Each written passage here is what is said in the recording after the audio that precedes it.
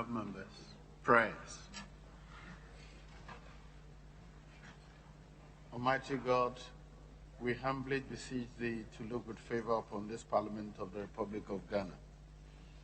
Grant that it may perform its high duty as in Thy sight. Give divine guidance to the President of the Republic. Thou, members of Parliament and Ministers of State with discernment and vision, integrity and courage, that through the labours of government, this land and people may be fully served, that good purposes for the common human life be realized in our midst.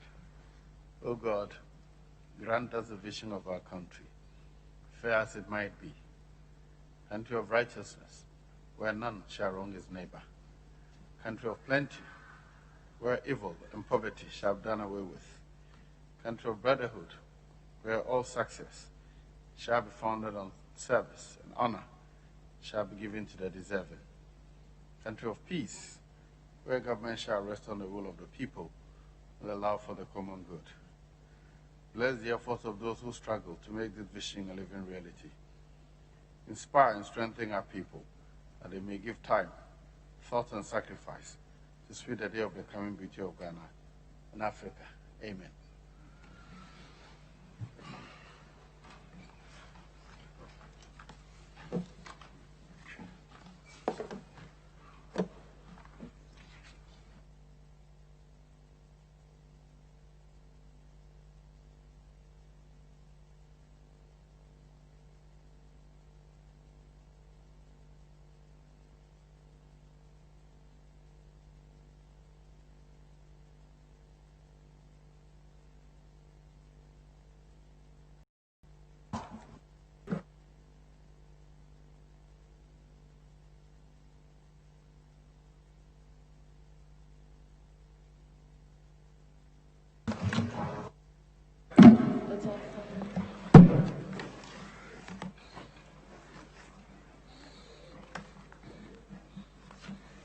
Honorable members, this is to inform you that the Right Honorable Speaker is unavoidably absent, and the First Deputy Speaker shall perform the duties and exercise the authority of Mr. Speaker in relation to all proceedings of the House until the Speaker resumes the chair in accordance with Standing Order 13.2.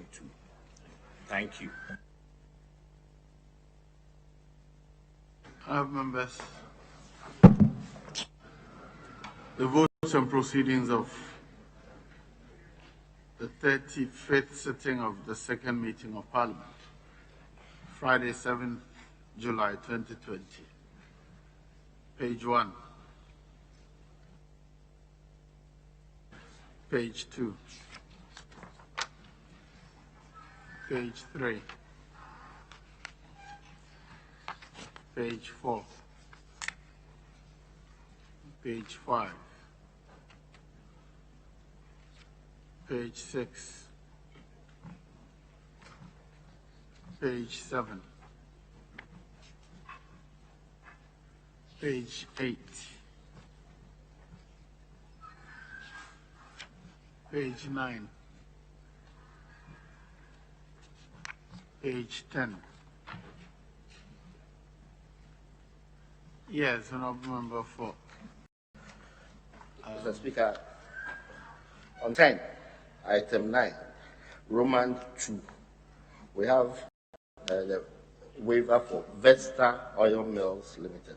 The Vesta here should be V-E-S-T-E-R, T-E-R, and not T-O-R. Very well. It runs through to the consequence. The table office will take note and effect the appropriate corrections. Page 11. Page 12. Page 13. Page 14. Page 15. Page 16. Page 17. Page 18. Page 19. Page 20. 21. 22, 23, 24, page 25,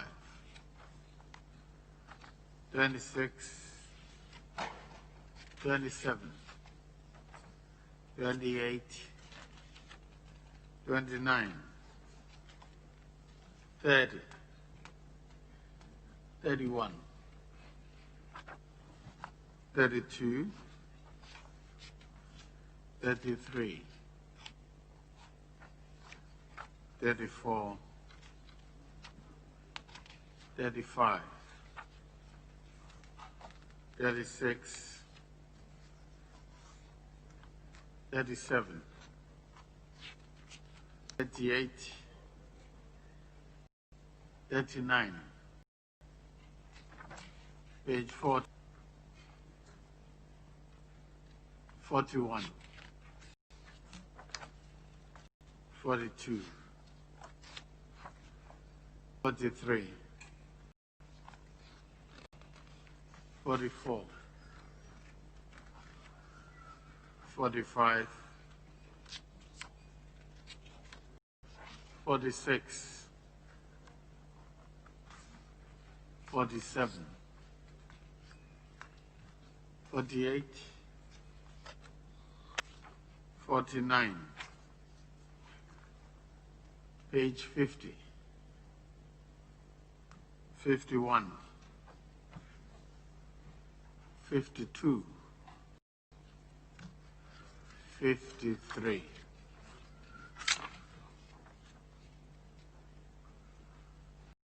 Honourable members, the 35th sitting of the second meeting held on Friday, 2020. The minutes. Yes, Honourable Leader, sorry. Speaker, just a minor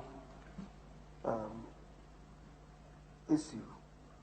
It has to do with what is done or what was done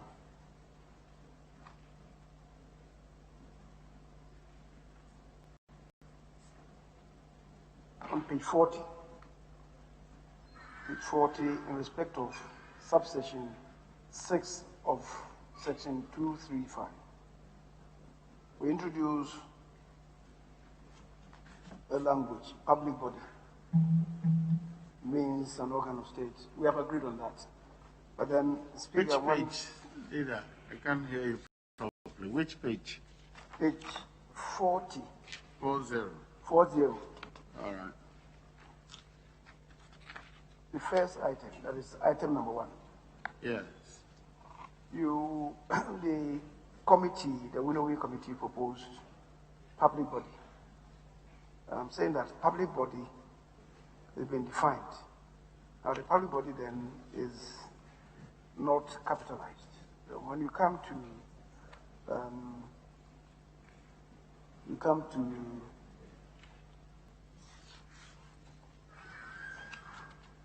the following, what is it? I just saw it. Yeah, page 43. Section 238 or clause 238, you may subclause 2. The same public body. There is capitalized, saying that we should be consistent. I think it's not meant to be in capital letters. It's public body. It's not meant to be in capital letters.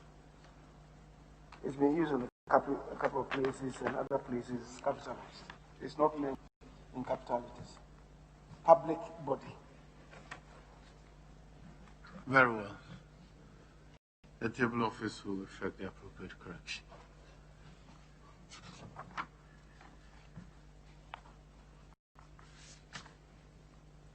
The vote on proceedings of Friday, 7th, 2020 are adopted as the true record of proceedings.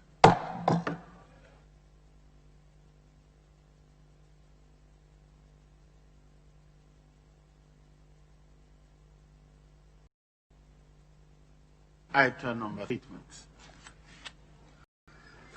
I have submitted a statement to be read by the Minister for Health on COVID-19 situation. Honorable Deputy Minister will read the statement.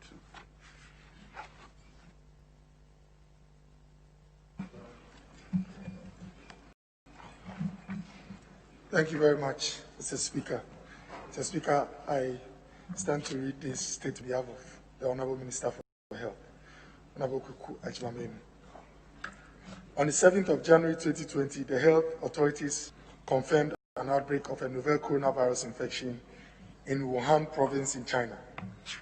The Ministry of Health issued a press release on the 21st of January 2020, signed by the Sector Minister, Honorable Kuku Ajimamenu, reiterating measures taken to put all regions on alert for the novel coronavirus, as well as announce the development of a questionnaire to be filled at the entry point into Ghana, including the Kutuka International Airport. The release stated the hygiene protocols and healthy lifestyle necessary to limit transmission and preserve good health.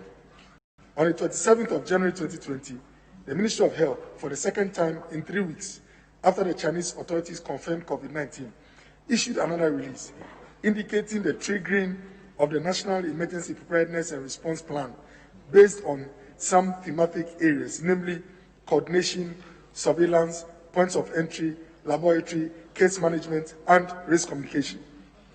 The point is clear that it cannot be true that the Kufuor government went to sleep while the novel coronavirus navigated its way through foreign countries.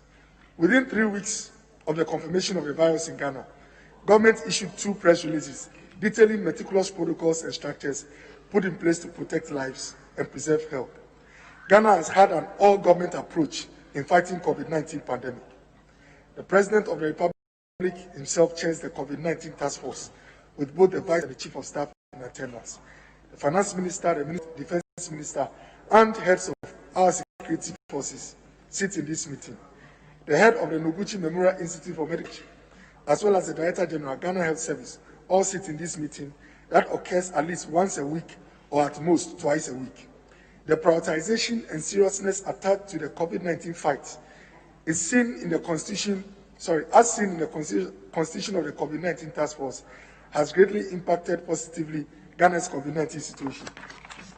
The country's strategy, as reiterated countless times by the President, remains 1, to stop or limit the importation of the virus, limit community spread, provide adequate care for the sick, limit the adverse social and economic effects of the pandemic on citizens, and finally build our local capacity in all areas to reduce our dependence on foreign countries. Figures. Ghana's total case count, as at 16th of July 2020, stood at 27,667 with 188 deaths. Recoveries stood at 23,249 with our active case count, which tells our current situation standing at 4,270 cases, Mr. Speaker. Ghana's mortality rate, deducing from the statistics, it's 0.5%. This means for every 1,000 cases of COVID-19, Ghana could record 5 deaths. Although COVID-19 death is regrettable and unfortunate, it is important to note that Ghana's COVID-19 death rate remains one of the lowest in the world. The more efficient the management of COVID-19 in the country, the lower the mortality rate. A look at these countries tells you the situation in other jurisdictions across the world. USA has recorded 143,289 deaths with a mortality rate of 10%. The UK has recorded 45,300 deaths with a mortality of 15.4%. Italy has a mortality of 14.3%. Canada has 8%. Israel has 0.9%. Morocco has 1.6%. Mali has a percentage of 5% mortality. South Africa has had 5,033 deaths with a mortality of 1.4%. You realize immediately, Mr. Speaker, that Ghana's mortality of 0.5 is one that is low compared to the others. This low figure didn't happen by accident. The policy of enhanced contact tracing that allows our health system to pick cases that are asymptomatic is mainly responsible for the low mortality rates. To better appreciate what is happening in the countries listed, the information is that for every 1,000 cases of COVID in UK, 150 people are likely to lose their lives. 140 may lose their lives in Italy for every 1,000 cases. whilst 14 may die on the average in South Africa for every 1,000 cases. The high death rates observed in the UK, Italy, and others is so because these countries wait for you to present ill at the clinic before confirming cases with test. Going after contacts of positive cases was not in the strategy of these countries. This means 100 cases of COVID-19 in the UK are likely to be 100 people who are sick. 100 confirmed cases in Ghana could have a maximum of 10 people out of the 100 who are ill. Ghana's situation has been encouraging because of government testing people early so as to isolate positive cases, assist with supportive treatment. As of 16th of July 2020, Ghana's recovery rate stood at 84%, at an occurrence that is very encouraging and is likely to climb higher, considering the fact that over 80% of our cases are asymptomatic.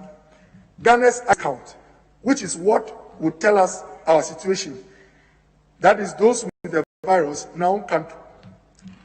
those with the virus who can transmit stand at 4,270, as mentioned earlier, with 8 being in critical state, 25 have been severe state, and being severe state. That leaves over 4,237 plus patients in mild to moderate state, meaning in a few days, the asymptomatic who make 14 days would have qualified as recovered as well.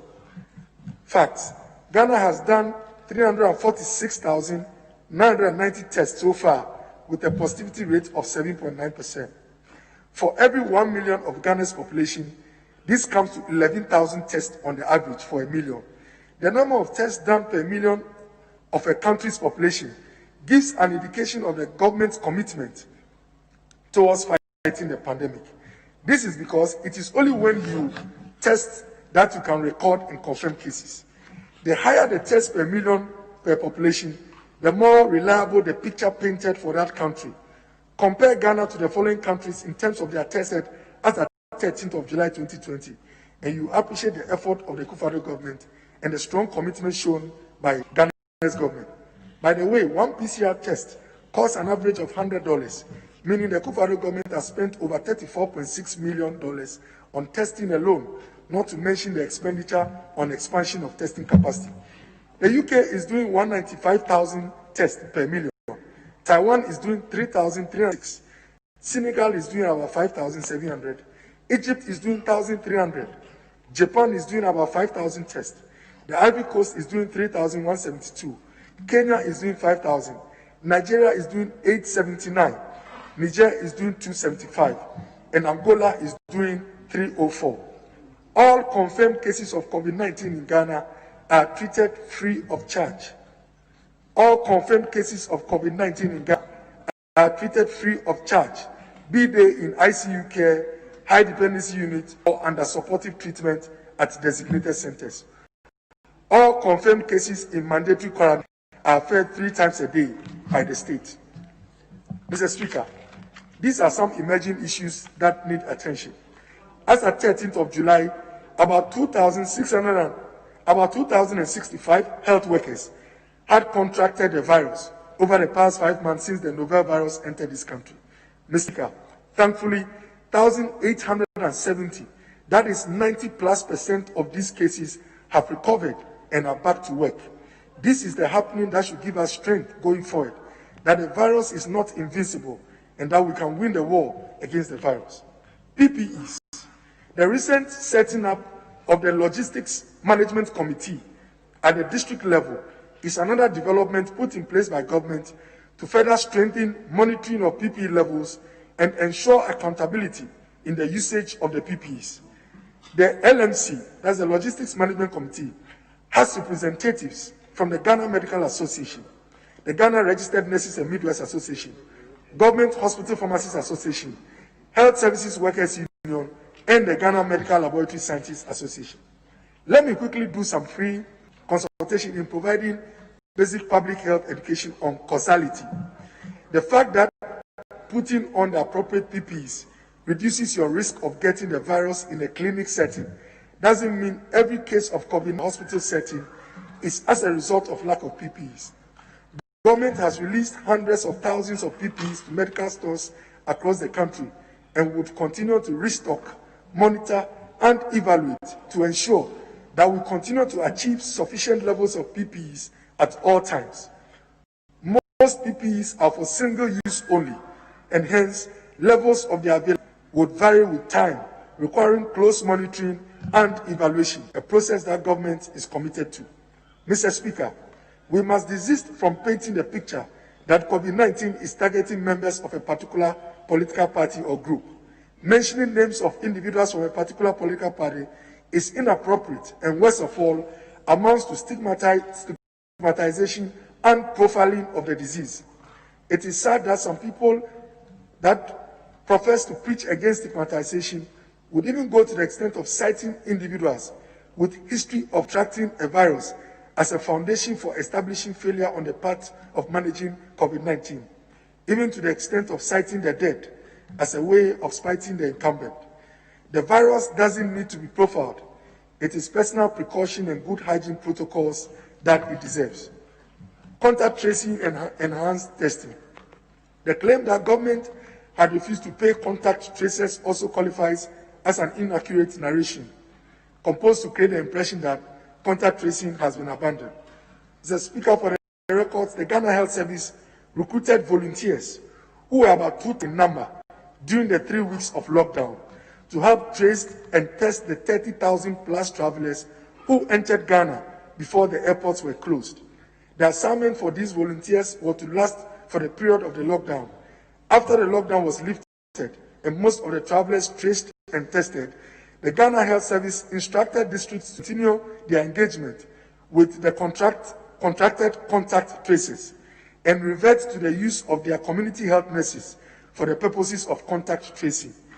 These trained outreach staff, who were on government roll and are still on government payroll, took over the task of contact tracing and doing till date. The contracted provisional contact tracers had a defined assignment in a defined period, and government has indicated its commitment to honoring its part of the bargain. It is not true that contact tracing has been abandoned. Government policy of tracing, testing, and treating still remains. It is unfortunate that done on some citizens some 4 weeks ago either delayed or didn't arrive at all. Mr. Speaker, this was due to a delay in the supply of chemical reagents and some tools used in testing. The whole world is chasing the same items from the same few companies that are into production of these reagents. The overwhelming demand fuels some inertia in the supply chain, a phenomenon that government has worked hard to resolve by securing the supply reagents sufficient to some 500,000 PCR tests in the next few months. We must remember that mass testing, which is the testing of every citizen, is not practiced by any country because of the limited value it comes with. What is practiced by role models in COVID management is enhanced testing, which is the testing of suspected cases, high-risk groups, and contacts of confirmed cases. This is what Ghana has been doing and is committed to doing. We must encourage people not to go in for testing just because they feel like. That is a practice that can put a burden on our testing sites, the capacity we build. If you fall within an elevated risk group, you would need testing, and that is a need that government would strive to meet. The demand by some entities for government to build more isolation centers, claiming that mandatory isolation works better than self-isolation, again tells the lack of understanding sometimes of the ever-evolving trajectory of COVID-19 in Ghana. You have confirmed cases in the hundreds. You can afford to put patients in state-controlled isolation centers. No country does mandatory isolation in state-built facilities in this era of science-informed strategy. Can you imagine the United States putting its 2 million active COVID cases in state facilities? Imagine the ludicrousness in trying to put 2 million people in state confinement when such people can be educated to self-isolate. The last time I checked, neither USA nor Norway nor South Africa nor Israel nor Singapore nor China confined all their cases in state facilities. Ghana has enough space in its isolation centers across the country for mandatory isolation. When the need arises to confine in space in state facilities, the state will do. With a high rate of discharge currently, any entity asking for building of more state isolation facilities is clearly lost on the latest trend of the virus in the country. Increasingly, our isolation centers are getting empty rather than full. The claim that the WHO has cited Ghana as one of the countries contributing to the high numbers of COVID-19 in Africa confirms the lack of understanding in the figures cited for countries on the continent. If a country like Niger tests 275 people for every million of their population, how do you get surprised when told that they are not contributing to the figures in Africa? If Burundi tests 563 people for every 1 million of their population, what do you expect from their numbers? Even Nigeria, with the size of their GDP, is doing 1,000 tests for every 1 million of its population, compared to Ghana's 11,000 tests for every 1 million of our population. The more tests you do per million as a country, the more cases you are likely to pick, and for that matter, confirm. If you don't test, you just cannot confirm cases, and for that matter, must record significant numbers. Nigeria must do 10 more times what we are doing in Ghana currently to paint a picture that is as real as Ghana's. This means the COP of Ghana is 10 times more reliable or 10 times close to reality than that of Nigeria. South Africa is doing 41,651 tests for every 1 million of its people, and hence the 328 cases they have. So the message is simple. Don't be in a hurry to crucify Ghana or South Africa for the number of confirmed cases. It is the enhanced testing that has yielded a low mortality in these two countries, 0.5 and 1.4 respectively. The claim that Ghana's new discharge criteria isn't justifiable is a misleading assertion that deserves treatment.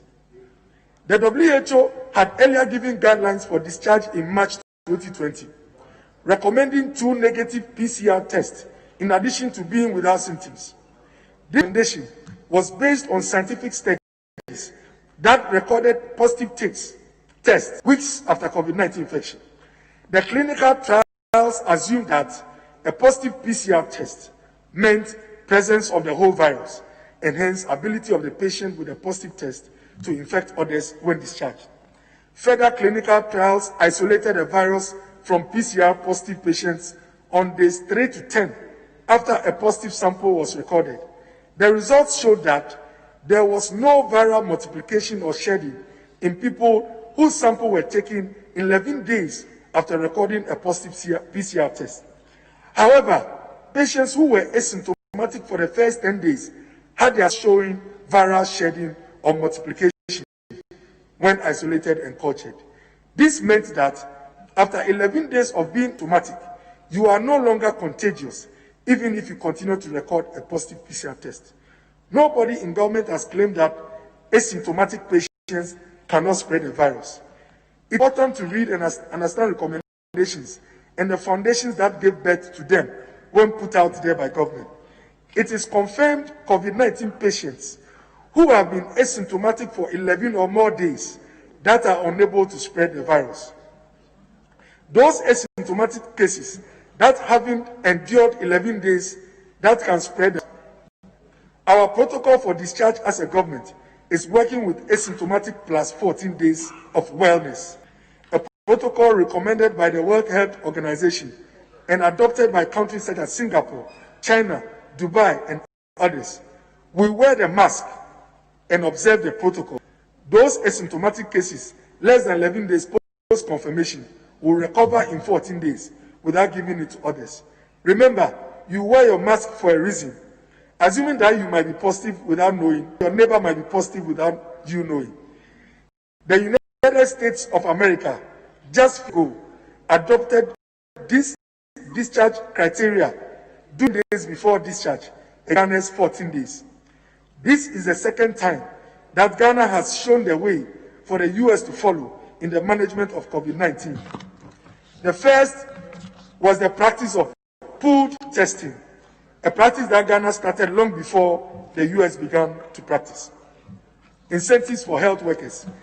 The tax exemptions for health workers have been extended by the government for another 3 months, making the package to last for 6 months. Apart from the tax exemptions and insurance package, Mr. Speaker, all frontline workers would enjoy 50% basic salary top-up. The definition for frontline workers, as agreed on with all relevant stakeholders, is any health who has been involved in the management of a confirmed case of COVID-19, which currently stands at approximately 6,000 workers, is one that can change depending on cases in facilities and the number of people involved in the management. I am happy to mention that 6,000 health workers that were vetted and validated as having been in direct management of confirmed COVID cases have had their 50% salary for the month of April hit their accounts.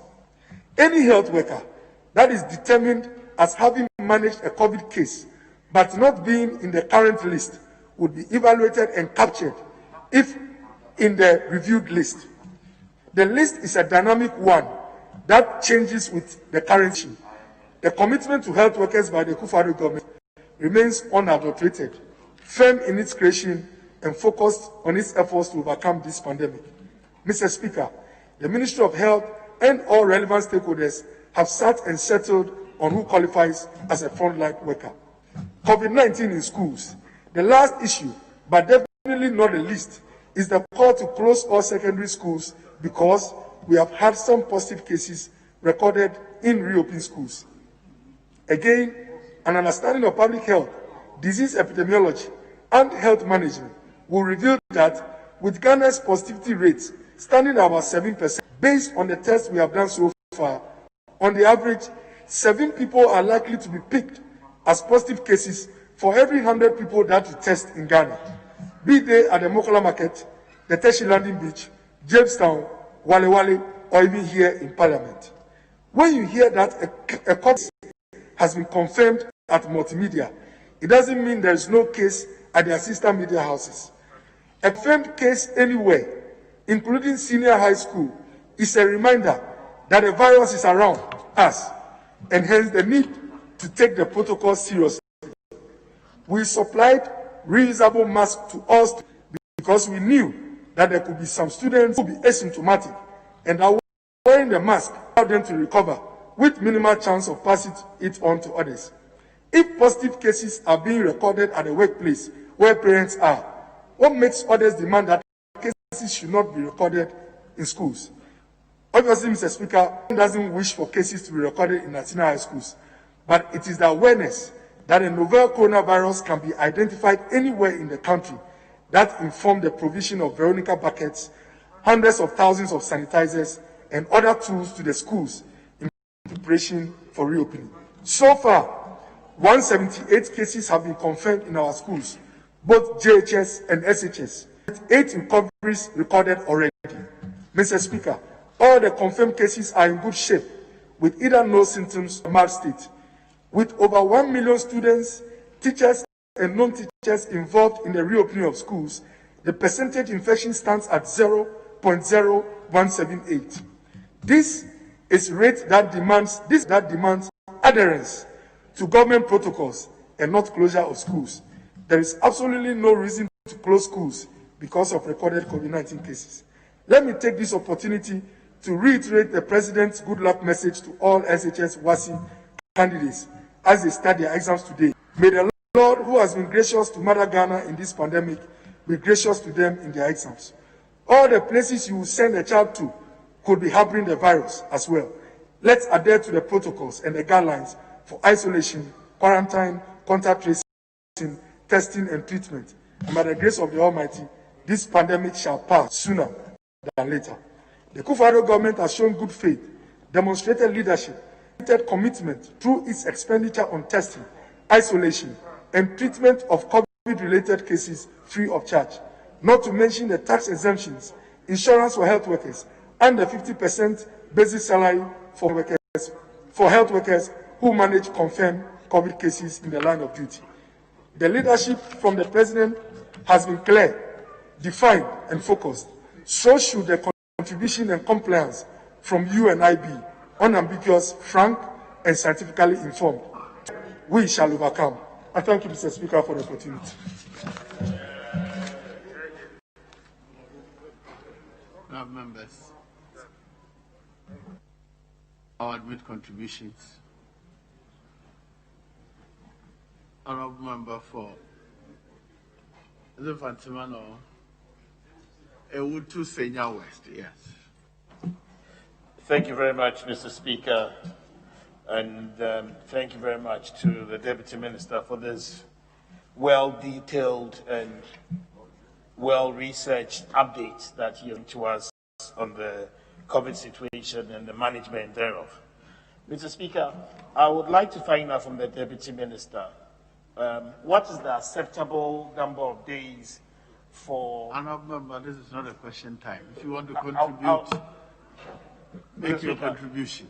Okay, Mr. Speaker, I would like to commend the maker of the statement, and indeed, I would like to impress on all of us here to adhere strictly to the safety protocols as announced by the especially in these times that going ahead with the registration of voters. Mr. Speaker, sometimes when you go around these registration centers, it's quite a big concern when people that are registering are not wearing their face masks properly, or they are not abiding by the safety protocol. And I am I'm convinced, and I appealing to everybody, for every member of parliament, to help assist the Ministry of Health and the government to make sure that we manage this coronavirus situation well and that we come out of this pandemic stronger than ever. Thank you very much. Honorable member for Tamale Central. Thank you, Mr. Speaker. And let me add my voice in commending the Deputy Minister who stood in for the Minister for Health to give us a comprehensive update on our fight against the coronavirus. It is important that as we continue to battle the plague, we are kept up to date on what our leaders are doing to instill confidence and inspire hope in us that we won't get carried away by the ravaging effects of the pandemic. This is the time, as said by Tedros Ghebreyesus, this is the time to not fear. This is the time to spread calm in our societies. People are dying because of comorbidities, because they have underlying sicknesses that make them susceptible to the pandemic. Indeed, the minister, when he was presenting the statement to the House, told us that China is more than new cases of coronavirus. It has been known throughout history. And as a doctor, you are very much aware that pandemics of this nature can have a second wave. 100 years ago, the world recorded a pandemic. Lesser people died in the first wave than the second wave because people had become complacent, and so they got carried away by the pandemic. And to hear that China, which fought successfully against the pandemic, is now receiving and recording new cases of the virus, even instituted a lockdown in the areas in Wuhan where they are recording the new cases, should tell us that we can't let our guards down. But it is also important to state, Mr. Speaker, that the same World Health Organization led by Tedros Ghebreyesus says that many countries, many governments are headed in the wrong direction. Many governments, because they have put their political future and aspirations ahead fight against the coronavirus. And that is why some governments are having to reconsider their decisions to leave a lockdown. A classic case is some countries, some states in America. Now, just 2 days ago, America recorded the second highest case of coronavirus in the world. Now Brazil is leading And if I say some governments and presidents have put their political future ahead of the coronavirus, Brazil is a classical case. It's a coronavirus. He has said publicly that coronavirus doesn't exist. It was just recently that he started wearing a face mask publicly. That is a country heading in the wrong direction. And if we interrogate, and all of us have a responsibility, Mr. Speaker, to interrogate what government is doing, because this coronavirus doesn't attack by color. It doesn't attack by political affiliation. It doesn't attack by status, economic or otherwise. It attacks people when people move. We are the vectors. We move with the coronavirus and give it to people. The protocols and policy and directives given by government are very important to be obeyed. And so when we saw that recently, that during the primaries of the NPP, many people were not wearing masks. We were surprised and shocked. We were surprised and shocked. Because you see,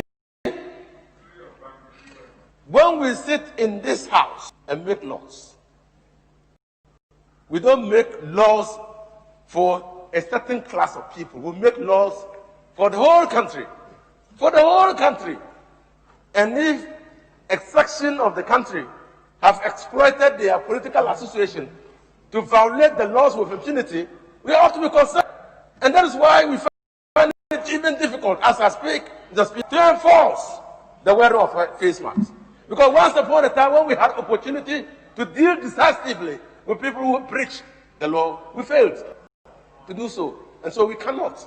Mr. Speaker, it is also very, very important. It is also very, very important for us to know that we have been warned repeatedly, that it is in this pandemic we have to hold our governments accountable. Because the propensity, the likelihood, probability, like the majority says, of government taking advantage of the situation and dissipating our resources with careless abandon is there. It's rife. It's rife. Because they now have an opportunity anytime we call for account to say coronavirus. And that is why we must be concerned. That is why we must be concerned that when the minister comes here on Thursday, because we've eaten the meat to the bone, there are no resources. We've eaten the meat to the bone. We've sweat our stabilization account. We've gone to the World Bank for 1 billion. We have borrowed 100 million. And so it is important in giving all these accounts. Honorable Minister for English. Thank you, Mr. Speaker. Mr. Speaker, my good friend started on a very worthy note in terms of our responsibilities. But it looks like he's going in the wrong trajectory. Making statements about there's no money in the kitty, we've eaten to the bone. He doesn't offer any empirical evidence. You cannot do that in this house. Provoking this debate about COVID-19, you have to be very careful. I think that all of us here have a responsibility to do the right thing. Just wait for the minister to come here on Thursday, and if you have any questions, you put it to him. But to anticipate, he's coming to tell us that everything is COVID-19, it's not very fair to the minister. So I think we should withdraw that statement. You are anticipating what the minister is going to say. We don't do that here. Thank you. Honorable Member, be guided that when you're contributing to a debate, you avoid controversy. You don't generate debate out of it, please. Thank you, Mr. Speaker. Mr. Speaker, I'm well guided. I do know that one casualty that this House suffered through coronavirus was the absence of the Minister for Monitoring and Evaluation for a very long time. So I'm very well guided because he had traveled jurisdiction and the place was declared. So it was a casualty for us. So to be honest with you, I do think that, yes, I agree that the minister will come on Thursday, but I'm not speculating. I'm not talking for the Thursday. I'm just saying what we have done in this house. Unless, and I think that we did all those things before he traveled outside the jurisdiction. So you should be aware that we approved a $290 from the stabilization to go into the contingency for use for COVID, which the minister, in addressing us this morning, talking to us this morning, spoke about frontline staff of allowances. This is coming from the stabilization fund. It's coming from that place. So I'm not speculating. You see, I'm not. And the support to small scales, I'm not speculating. But in any case, Mr. Speaker, all this is good because companies, countries will seriously be impacted by the virus. So countries are taking steps to ensure that the devastating impact of the coronavirus on businesses and people is mitigated. Mitigated in such a way that please wind up. It's mitigated in such a way when we do come out of coronavirus, enough grounds to take off. But we should not put that before the time we have coronavirus. We should not. Because when we do, we might have a second wave. And when we have a second wave, it will be more disastrous. Thank you, Mr. Speaker. Yes, Honourable Member for Fijasia Sokori. Yes, thank you, Mr. Speaker, for the opportunity to speak on this statement ably presented by the Deputy Minister. Mr. Speaker, in no certain ways, it confirms that the President, for that matter, the government is managing coronavirus effectively and very well, as a matter of fact. Mr. Speaker, as a medical practitioner, you would want to look at indicators to speak and to measure where we're going and what has been achieved. It's so clear that when we're speaking over here, we should have to look at the pertinent areas to which you can do comparative analysis from. Mr. Speaker, it's so clear that if you look at the mortality, which is so low, it's not by it's not only by divine intervention. Mr. Speaker, it's because of good decisions and better management. It's because of good protocols and structures that have been put in place. We admit that in this country we don't have a lot, but the little that has been allocated has been used efficiently, Mr. Speaker. And so I would want us to draw our minds to the issue of mortality and challenge anyone to make arguments or otherwise of why you are having a mortality rate of about 0.5%, while other countries are on averagely above 1%. It's not only by divine intervention. It is real decisions that has translated into this. And it should not be underestimated, Mr. Speaker. Mr. Speaker, to look at a recovery rate of about 84%. Mr. Speaker, that's about 9 out of 10 people cover. That is not a mean achievement. That's not something we can play politics with. It's not to say that we have eaten all the meat around the bones and to even touch the bones or got into the bones. It is proper allocation of resources, giving you good benchmarks and good indicators. What else do you want to achieve?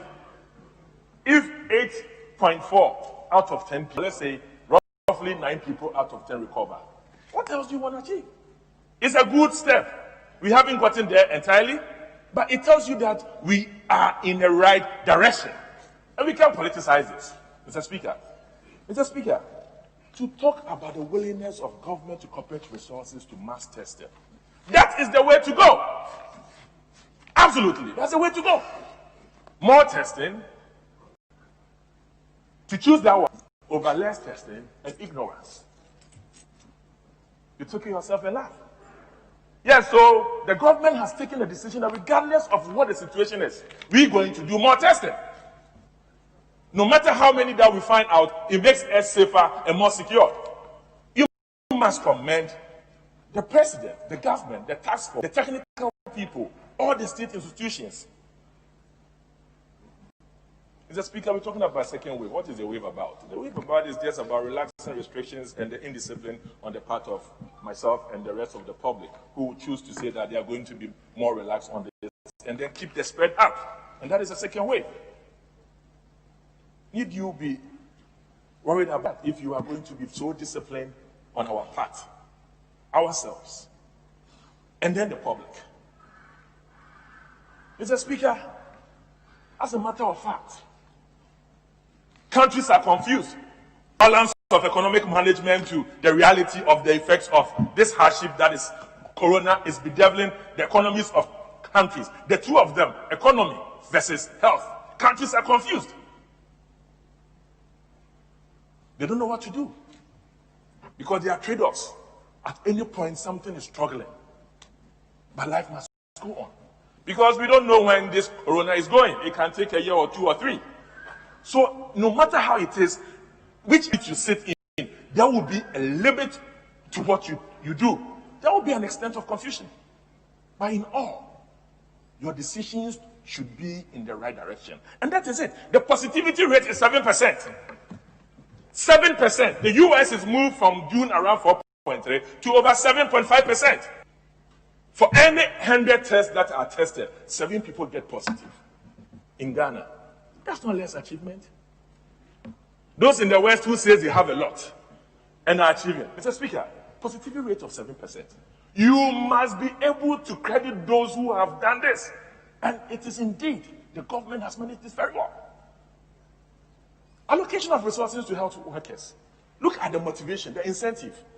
They could have said after 3 months, they have stopped. But it was extended for another 3 months. Only God knows where money will come from after 6 months. So they are good decisions. Health workers get infected, and about 90% of them recover. It's confidence among the health workers. But if the recovery rate was, Mr. Speaker, around 50%, many of them would have resigned. Can you imagine what would have happened? So you give credit where credit is due, and it is clear to say the president, for that matter, of government, for that matter, government, are better managers of this COVID situation in these trying times. I would want to end here and allow the rest to continue. But it's clear, Mr. Speaker, with my submission, that the MPP government, for that matter, the president and his able team, and all the supporting technical persons who have come along, have done very well. In this difficult situation, we cannot politicize this. And we have done very well, and we should be proud of ourselves. Thank you very much, Mr. Speaker. Yes, stupid.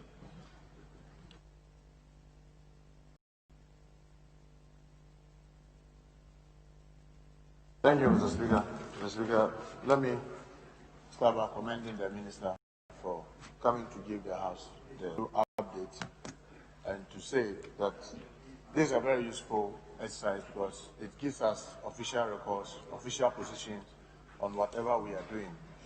Let me also say, yes, whereas our country is doing whatever it can to deal with the challenges that comes with coronavirus, I want to say that we need to do more. And the Minister will agree with me that, Mr. Speaker, if you look as at the end of May, the number of testing that we've done, and between May and now, you see that we are testing less than before. Yes. Instead of us to be testing more as the case escalates, averagely, between the end of May and now, we are rather doing less. And Mr. Speaker, it is the reason why you realize that most of our testing centers have run out of what we call the reagents.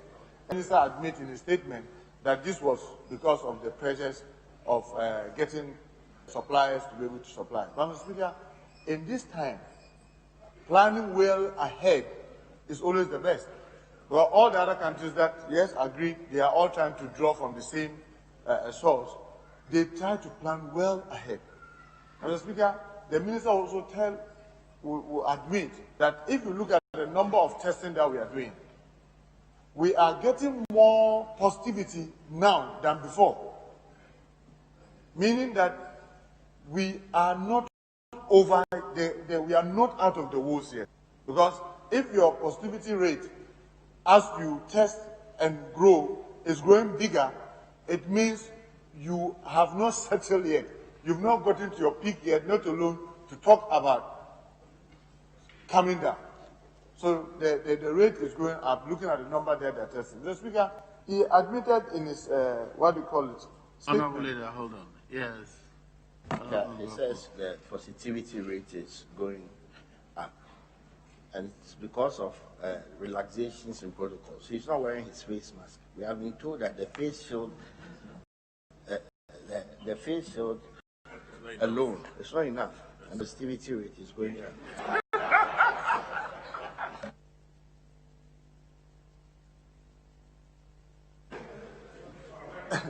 Thank you, Mr. Speaker. I have my mask, I have the screen. But when I'm speaking, to be able to be heard, I prefer to keep the what do you call it, the shield on, and then when I finish, I'll use the mask. But Mr. Speaker, let me say, the minister will also admit that when they allowed the over 2,000 contact tracers to be disengaged, it came with its challenge of delay in doing the contact tracing. And you admit, I had to call him a number of times to tell him in my constituency, someone who had died of COVID for 2 weeks, nobody had contacted the family. I had to draw his attention, the deputy minister, that this is because then it was creating problem within my constituency that look, Konfanoti was maligning them wrongly. Because if it was true, they would have done the contact tracing. And this was not just one, not two cases. So, I mean, looking at my constituency alone, if 7 people that had this challenge for 2 weeks, some of them 3 weeks, there were no contact tracers, it means that we are not doing enough contact tracing. And I want the government to reconsider its decision to disengage and only use community health nurse. Because how many of them do? They may not be able to touch every corner of our country autonomously as is required. So they need to engage some to help the community health nurses in doing the contact is very, very important. Because the only way you will be able to have this in hand, like the minister has said in the statement, which I agree, is when you contact trace and you get them early, you are able to so that the mortality will not escalate. Because currently, Mr. Speaker, the last time he gave the brief, I said we needed to have monitors in our mortuaries. Because I know in many communities, people are now refusing to go to hospital.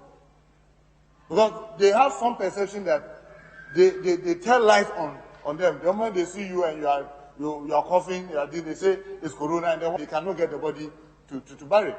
Especially in Muslim-dominated communities. When people begin to have the symptoms, many of them will simply refuse to go to hospital until at the end, then they start rushing them to the hospital. And when they die on the way, they return home, back the body, and go and bury it. So if we don't monitor what is happening in our public cemeteries, we may have the official records of death, but in actual sense, it may be so high. And I also said the last time that this brief came, that in many of our rural areas, where there are no enough facilities, people are resorting to traditional, traditional medicine, whether they are healers or spiritualists. That's where the people are going.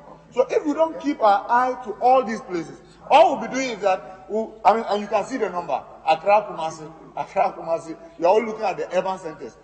The other part of our country and what is happening to other part of our country may elude us. And that may not help us, because whether you die in a hospital well recorded and your immediate family are contact traced and identified and going through the protocol is one thing. If you go through the unorthodox and then the person dies out of COVID, where we do not know, not alone to do contact tracing, it doesn't mean that they cannot spread it from that end. So I want to add that, yes, we are doing well. If you look at the African numbers, the numbers that we are testing, we seem to have slowed down in the numbers that we are testing. If you look at the end of May, we have done over 200,000. And between the end of May and now that they seem to be having more cases, we've done less than the 200,000 that we have done in the first 2 months of the case, as against in the second 2 months. So we need to double up. We know it is very expensive, like the minister said. It costs averagely about $100 to do the testing. But the president himself said we can find a way of reviving our economy, but we can never find a way of bringing back life. So we need to be up and doing. I know I'm virtually being stretched, but all of us needs to up our game. I mean, if you see a number of things that are happening in our community, it sends shockwaves to those of us who seem to be very cautious. Because it looks like some of us, and I keep saying that depending on the environment that you have, there are something you don't need to say it. I mean, when your minister about a month and a half ago one said, let's learn to live with it. Others are giving it a different meaning. That, let's learn to do all the other things and know that after the virus it has come to stay. Yet they are not taking the necessary protocol, using the masks, social distancing, washing hand sanitizer, and they say they are living with it. How can you live with it when you are not observing the protocol? That one, you'll be exposing all of us, and you'll be risking the life of many innocent Ghanaians. The Speaker, I just want to urge my colleague and the ministry. This, every now and then, let's compare with the greater respect. Mali, the challenges that Mali is having, the government itself cannot access some part of this country. Our government can access every part of our country. So when you are comparing Ghana and Mali, you are comparing two different things, because in some of them cannot access part of their country. And like my colleague Honorable Yunus of Seni said, quoting the WHO director, many countries, including America itself and its president, were putting policy ahead of science and wanting to win the virus is no more. And we are now seeing the escalations that they are having in some part of America as compared to New York. Drastic measures in the early stage and holding on to it, resisting all attempts. You can now see the results from the two ends. And I think this is things that we should be emulating.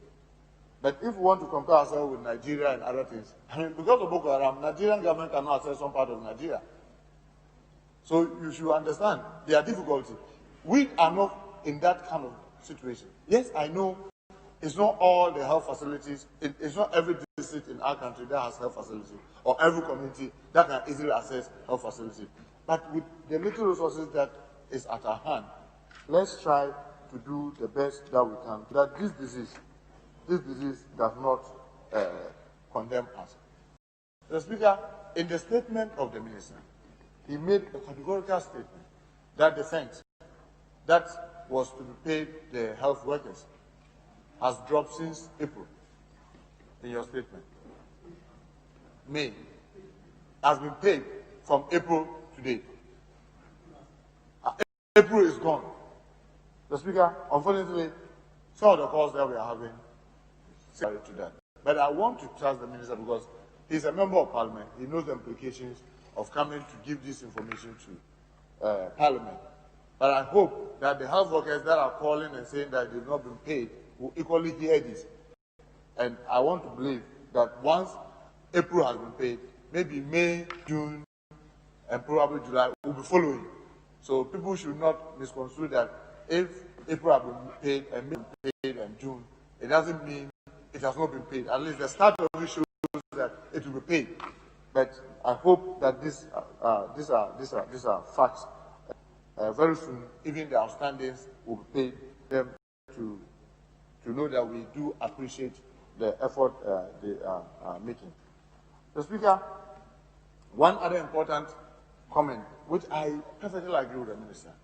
For heaven's sake, it will be very wrong for any of us to try to malign this disease based on party line or faith or tribe or what have you.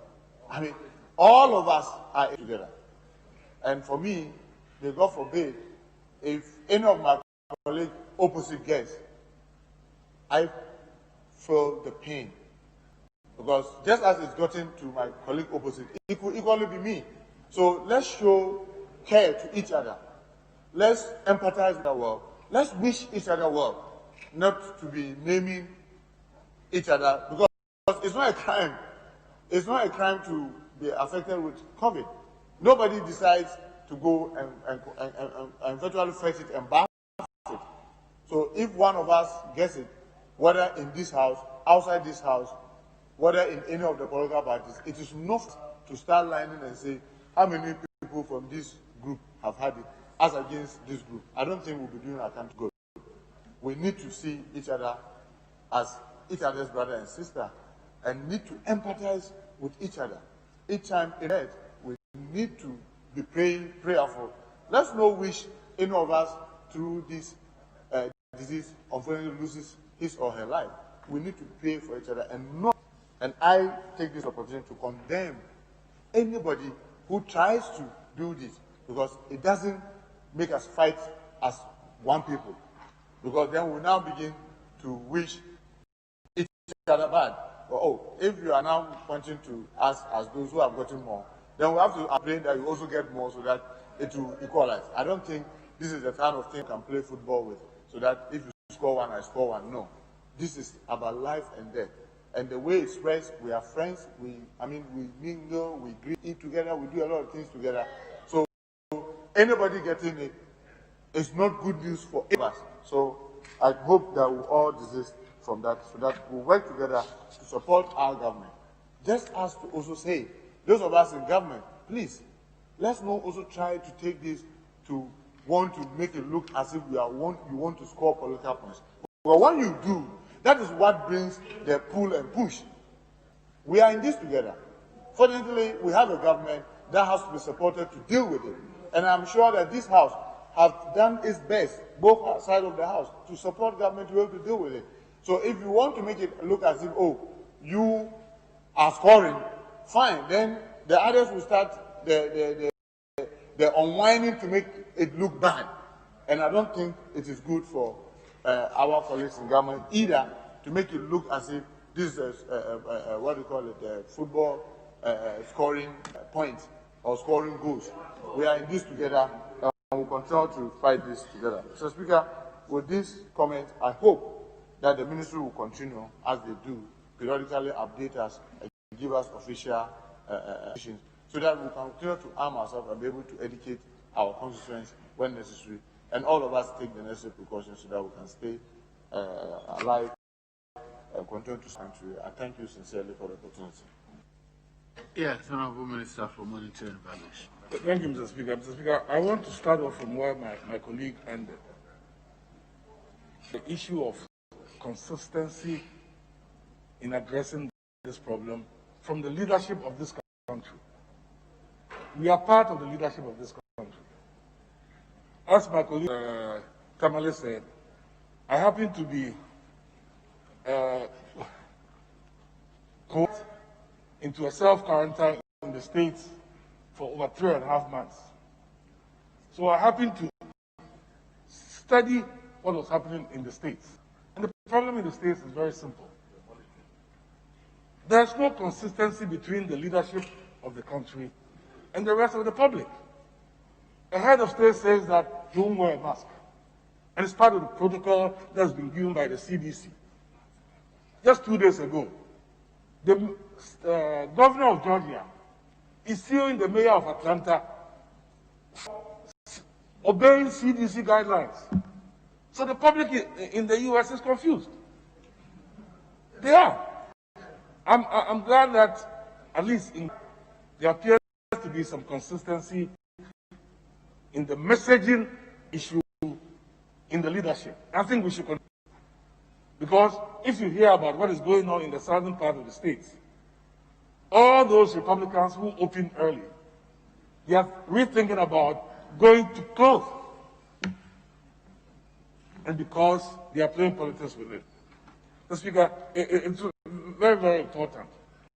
Part of the reason I was eager to come back quickly was because the rate at which it was going on in the southern part, even though I was not in the southern part, I was very worried. Mr. Speaker, what we all must understand, that this is an issue of public health safety. It's not an issue in economics. If the public health problem is not solved, the economics will not be solved. So, Speaker, all work in terms of the confidence we have in the system. I will not go to a restaurant if I think that it is not COVID-proof. I will not go to work, I will not come here if I think that all my colleagues are infested. So there will not be any work. So we need to understand that if we don't kick the public health problem, the problem will be with us for a long time. And the US is showing us what not to do. So I urge the leading practitioners in the Ministry of Health to close their eyes from the US model. Because they want to open the economy because of elections. And we had almost 150,000 people dead. 150,000. And this is more deaths than any activity that has occurred in the US with all the wars that they've had. And they look at it as if it's okay. Rules, when the case, they don't know what to do, their resources are not there. So please, it's important that we listen to the scientists. If you look at the case of the US, Dr. Anthony Fauci is being maligned by the White House because he's telling the truth. I want to urge the people who are in charge of the task force to continue to tell the truth, no matter who says what. Because it's a matter of life and death. And not even one person dying is acceptable. We don't know about the issues in the impact of COVID-19. The scientists are still learning. They have to do more empirical analysis to tell us exactly what we are doing. It's not going to end by December. It's not. Because they themselves are searching. So you and I should think about the fact that the new normal will be with us for a while. So that my good friend Kodo does not come too close to me from now on. The new normal is going to be with us. But I think that the evidence that I've seen tells me that if we follow the protocols, we'll be able to do a lot to bring it down. So I was wondering why the term social distance was used. If we mean fiscal distance, we should be talking about fiscal distance. Social distance means that I shouldn't even call my grandmother in the village. That's a social call.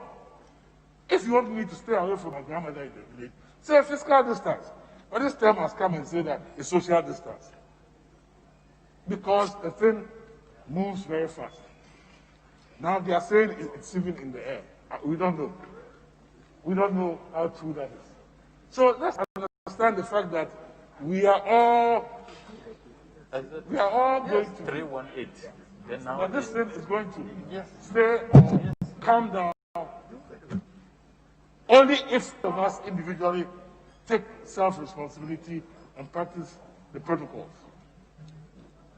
Today, I was listening to a news story, and they told me that some gentleman was driving in East Legon.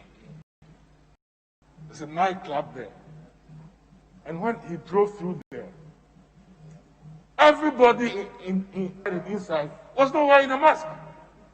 In the night, East Legon, one of the most affluent places in Ghana. So if the positivity rate goes up, are we surprised? I think that we should be enforcing the protocol and finding people.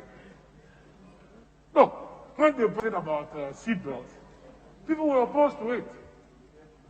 It does not mean that if you wear a seatbelt, you'll be safe from dying when you get into an accident. But your chances are much better. The same thing with the mask. As for washing your hands, it's commonsensical. Everywhere we go, we dirty ourselves. That's commonsensical.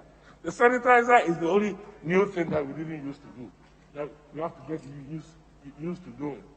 But I think that I want to urge my colleagues, the leadership, part of the leadership of the country, to send a consistent message about the importance of following the protocols, so that all of us can be saved from it. So, Speaker, as my colleague said, coronavirus does not know MPP, NDC, woman, man, girl, boy, no anything like that. Whether you are tall or short, it doesn't know it. It comes seriously to anybody that exposes himself or herself. So, colleagues, as part of the leadership of this country, let us set the example that the public will see that we are doing the right thing. And I think that when the public sees us doing the right thing, they'll follow suit. There's no question. I want to commend the ministry for giving us this information. And as my colleague said, you need to update us. The more people know, the more they realize that we are on the right track. And I hope that with the work, as you said, the testing issue is very important. The challenges we face are the challenges that is faced everywhere. The value chain of supply is not very good. But it tells us that we should be depending on ourselves to produce these things. So I want to urge the Minister of Finance that we should be making special effort to improve the capacity of our local businesses to produce the PPEs. Even the US that has a law which mandates the president to force people to produce, they are this. How about that? So, Speaker, finally, this, I don't know whether it's a male or a female. This coronavirus boy or girl, I don't know what it is. It is brought to fore the inadequacy of our health facilities.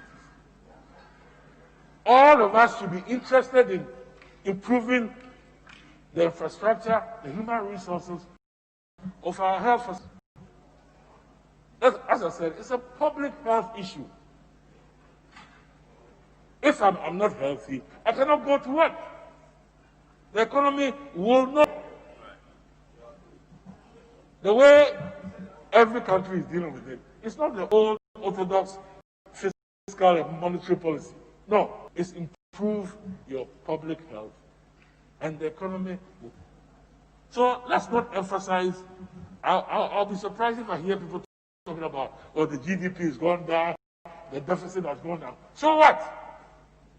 When people are dying, then you're talking about a deficit. It doesn't make sense. But why improve the public health situation? As I said, human beings act on confidence. If they feel that the restaurant is okay, they'll go and eat. If the movie house is okay, they'll go and eat. Over the weekend, I was involved in some matter. So, Speaker, Ghanaians like to enjoy it. When you went to church, everybody was looking. When you came to the reception, Mr. Speaker, almost everybody are taking off their nose mask. They want to dance. I'm sitting there and saying, are we serious people? That cannot help us. I know people have been indoors for a long time, and I know how it feels because I was indoors for 3.5 months watching TV. It can be difficult, and this is important to you. Mr. Speaker, you do what it takes. And eventually, it will come around. Maybe if they find the vaccine, as they are telling us they might by the end of the year, we might be safe. Oh, Mr. Speaker, but one final issue that I don't understand, and the minister may want to educate us. Nobody knows that if I'm infected today, I can be reinfected. Yes, we don't know that. Because we don't know if the antibodies, how long it's going to stay with you. So I could be positive today, 2 weeks time, I may be I may be reinfected. I don't know that. The scientists are still looking at that. And let's hope that they come up quickly with some information so we'll know what to do. But we are willing to. They say it's mutation. Mutation, all I want to know is that I'm not infested, so that I can go about that. Mr. Speaker, I minister for bringing this information to us, and we urge them to continue doing what they are doing. With those few words, I thank you. Yes, Leader. Mr. Speaker, let me thank you for the opportunity to contribute to the statement made by the Deputy Minister for Health. Whilst commending him, Mr. Speaker, I believe my honest assessment is that his statement is too loaded, and therefore, no matter his well-intended intentions, the message may be clouded, and therefore, Minister, you must be guided by brevity in the future when you are speaking to the people's representative. You are talking directly to the people of Ghana. We see you wanting to communicate too many issues at the same time. Mr. Speaker, whilst I agree with him that some leaders have been provided by President Nana Addo and his ministers, we should not rush into a conclusion that we are out of the crisis yet of the public health pandemic. COVID-19 confronts the world with urgent and unresolved challenges. It marks the third deadly outbreak after the respiratory syndrome in 2003 and the Middle East respiratory syndrome in 2012. And Mr. Speaker, I was wondering where the minister got some of his statistics, and that is part of my worry. I followed the Lancet COVID-19 Commission of Jeffrey Sachs, Richardson, and Gillian, LaFortune, and others. And Mr. Speaker, they analyzed an overview of G20 countries, and it's sobering when we reflect over it, even in our own country. You have America and Brazil that does at least 176 new cases daily, and then you have the next tier of countries, 10 to 100. You have Mexico, Russia 47, 43, Turkey 16, India 15, and then they also still have the risk of a rise in transmission. But Mr. Speaker, important is those that are reporting 1 to 10 new cases per day, and they include Canada, France, Germany, Indonesia, Italy, and Australia. Then one to China, where it started, you will see them doing a zero with South Korea, Japan, China. It is said, and the new cases per day, a million population, about 0.96%. Mr. Speaker, my worry with the minister's statement, were we not in this country when the Ghana Health Service chose to mislead the President of the Republic? I heard the Honorable Minister for Monitoring refer to America. Our science and medical practice owe the President and the people of Ghana a duty of accurate statistics. On May 5th, when we barely had 2,700 cases in Ghana, the Health Service led by Dr. Bedu Sakudia, I hope I've got the name right, told the country Ghana was at its peak. So at 27,000, what will you call it? Are we now at our peak, or we're at our peak when you are speaking to the country far back May 5th? Honorable Leader, hold on. Colleagues, having regards to the state of the business of the House, I direct that the House sits outside the regular sitting hours. Please continue.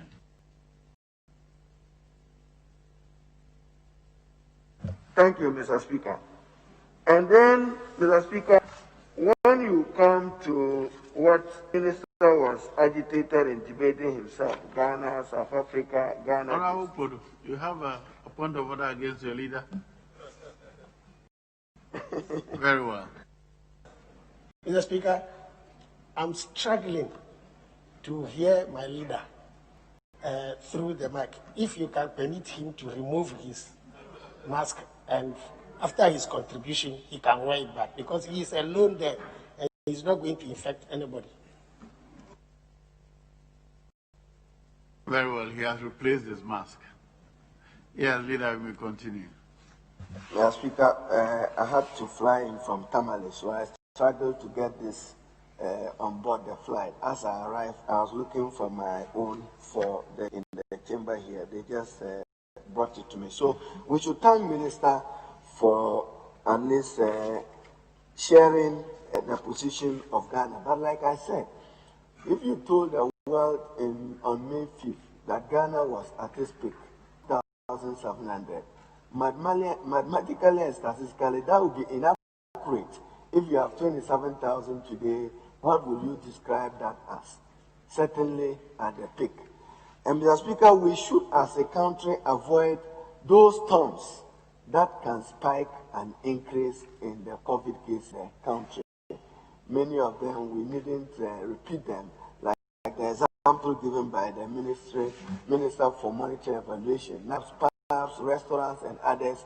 We should follow the restrictions. We're in this country again, when there was an announcement that hospitality industry, there was a lift in the morning, then in the afternoon, there was imposition. That confuses the public, as he said. We should also be guided by those ones.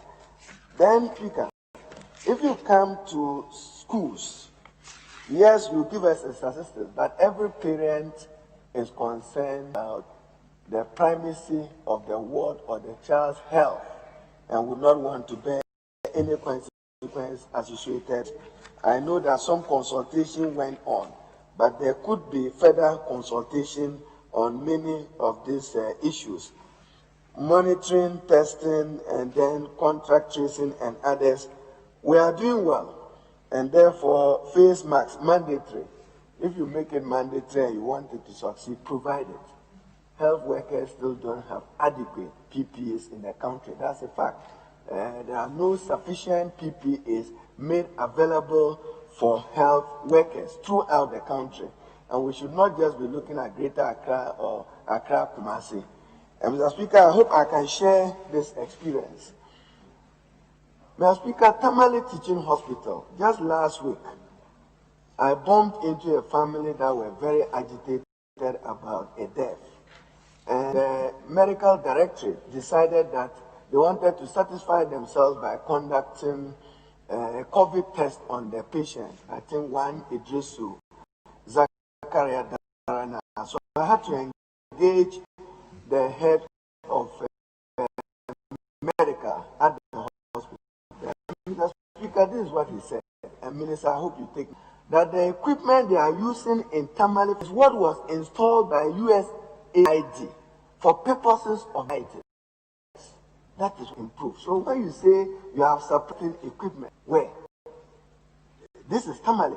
And Mr. Speaker, this is very profound. Then he indicated me, and I hope that, Mr. Speaker, you permit me to share this. As Muslims, every society has its mortuary rites. How we see of the dead. They were particular, wanting the dead body. They had died like 1 o'clock the previous day. So the next day, the family couldn't understand. Even me, I came under attack. Haruna is not helpful enough. The MP is not helpful enough in getting the body. And Mr. Speaker, what was revealed by the doctor was that they do what he called cluster testing. 96, 96. They have to do cluster testing. So they had to 0 to 10 and 6. Then I said, no, get me, I want the place of Idris Zakaria. So they have to then take of 90 to do a 6. So, Minister, the testing equipment, be more serious about it. If you have provided it, make it available in the regions. This is Tamale. So talk about Savulugu, talk about Nanton, talk about Zabzugu or Yendi. So there are difficulties with some of those issues. And then Minister also accept that Ghana has been listed among 5 countries as contributing to the COVID numbers. It's a fact. When there's nobody who is saying it. That is what has been reported scientifically. Even though some people have associated it with WHO, I agree with you that it's not coming from WHO. It's the African Disease Control Center, I believe, which has given that particular report. The fact that our numbers keep soaring and it's worrying. Now, Speaker, I'll conclude with one observation. Ghanaians abroad who are still stranded, we need to do something to it and to do something for them. Those are our citizens everywhere in the world, even though I know that some efforts have been done. But we need to get our citizens back home. Many of them are locked up in foreign countries, and you know what it means when you are not working in the US or you are not working in London. You know what it means. At least if they are home, family members may share some with them. That is not the case in Europe and America. But there are huge numbers of Ghanaians. I'm sure all of us get text messages. What are you people doing to get us back into our country? So government must prioritize essential repatriation of Ghanaians back into the country as we deal with the. As for demanding accountability on COVID resources, the day will come. Because you are not Minister for Finance. We've heard your report of $34.5 million being spent. We will ask for accountability on the $1 billion, the $100 million, and the $290 million as and when it's appropriate. So, Mr. Speaker, I should commend the maker of the statement, at least for sharing it. I should join him in wishing SSS graduates well and to urge them to keep safe and to observe the protocol by higher authority and other persons in our country. But again, Minister, this is not the time for criticism. We encourage government to deal on with this pandemic. The numbers are quite satisfactory if we look at our numbers compared to other African countries. And then we should allow more of the science and medical people to be speaking on those matters. With this comments, we speak for the opportunity. Honorable Majority Leader. Mr. Speaker, let me also commend the Deputy Minister for coming in this morning to inform Ghanaians about the status of Ghana's COVID-19 outbreak. Mr. Speaker, the information that thus far has been provided by the Deputy Minister is very useful and is really going to enhance the education of all of us Ghanaians and indeed the people who are concerned.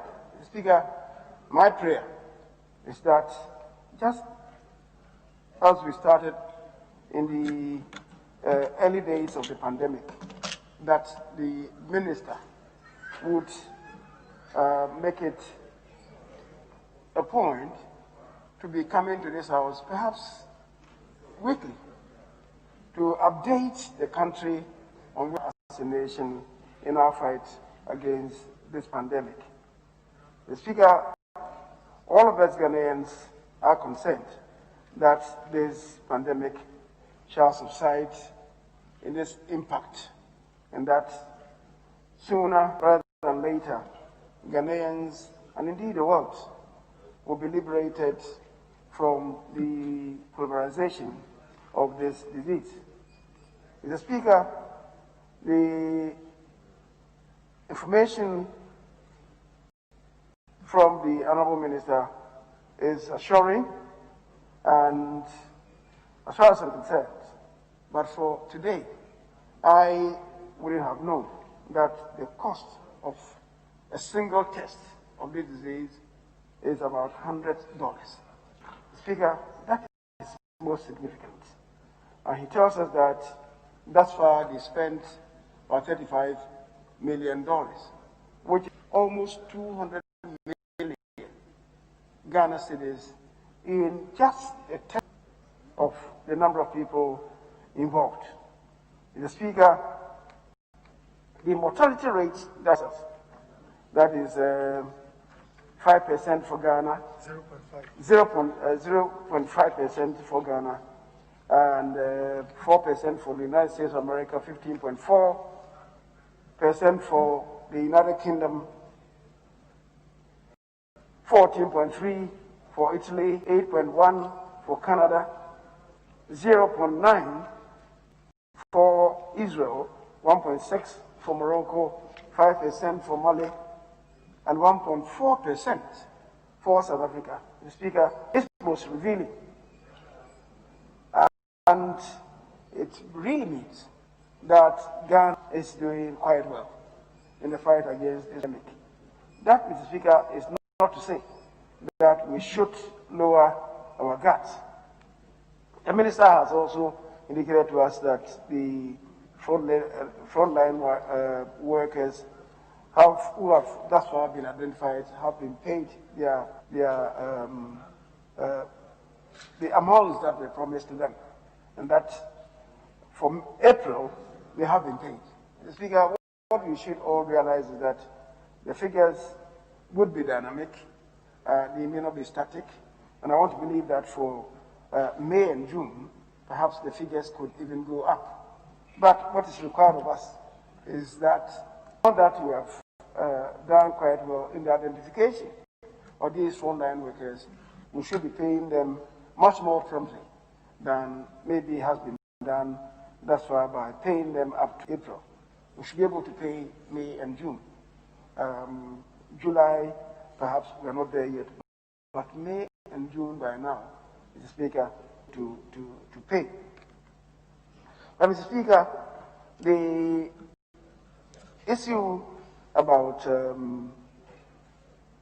some statements that have been put out there, some of them really occasioned by mischief. People go out there to engage in deliberate perversion of the truth. We, in this country, we've been told that PPEs are in acute short supply.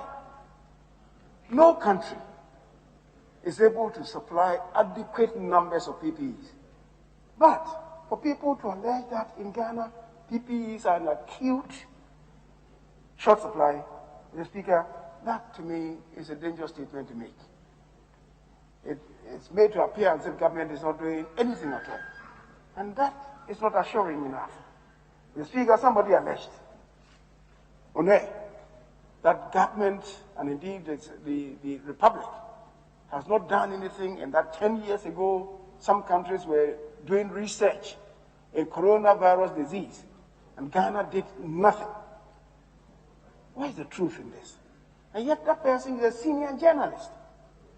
He goes on air and casting all manner of aspersions against government, even when his attention was drawn to the fact that no country has before 2019 conducted any research in coronavirus, COVID-19. He was insistent that indeed he was right. Perversion of truth. Mr. Speaker, I cannot understand what's happening to us these days as a nation. People just put out statements which have no basis. Mr. Speaker, and we talk about politicization. All of us should be concerned. Last week, Thursday, the Minister of Education had just ventured to critique the candidacy of the running mate to President John Mahama. And hell descended on him. And people ventured, somebody called in on one radio station to say that, well, the brain of the nation had been eaten up by coronavirus. Why can't anybody say this? and the media would allow such a statement to come out there. We should be careful. We should be careful. I believe that is not how the average Ghanaian is trained in his home or her home. And yet, in the name of politics, people are making all manner of rhetoric statements about people who otherwise are held in high esteem in this country. And pouring acid and vitriol on people is now the joy of some people. They make statements, they attribute statements to people which have no basis, and on account of their own misinformation, they descend on other people, insulting them. Mr. Speaker, as a country, we can't go on this way. We can't go on this way. Mr. Speaker, a colleague made a statement about what happened at the MPP primaries and made it appear as if it is the one that is accounting for the spread of the disease.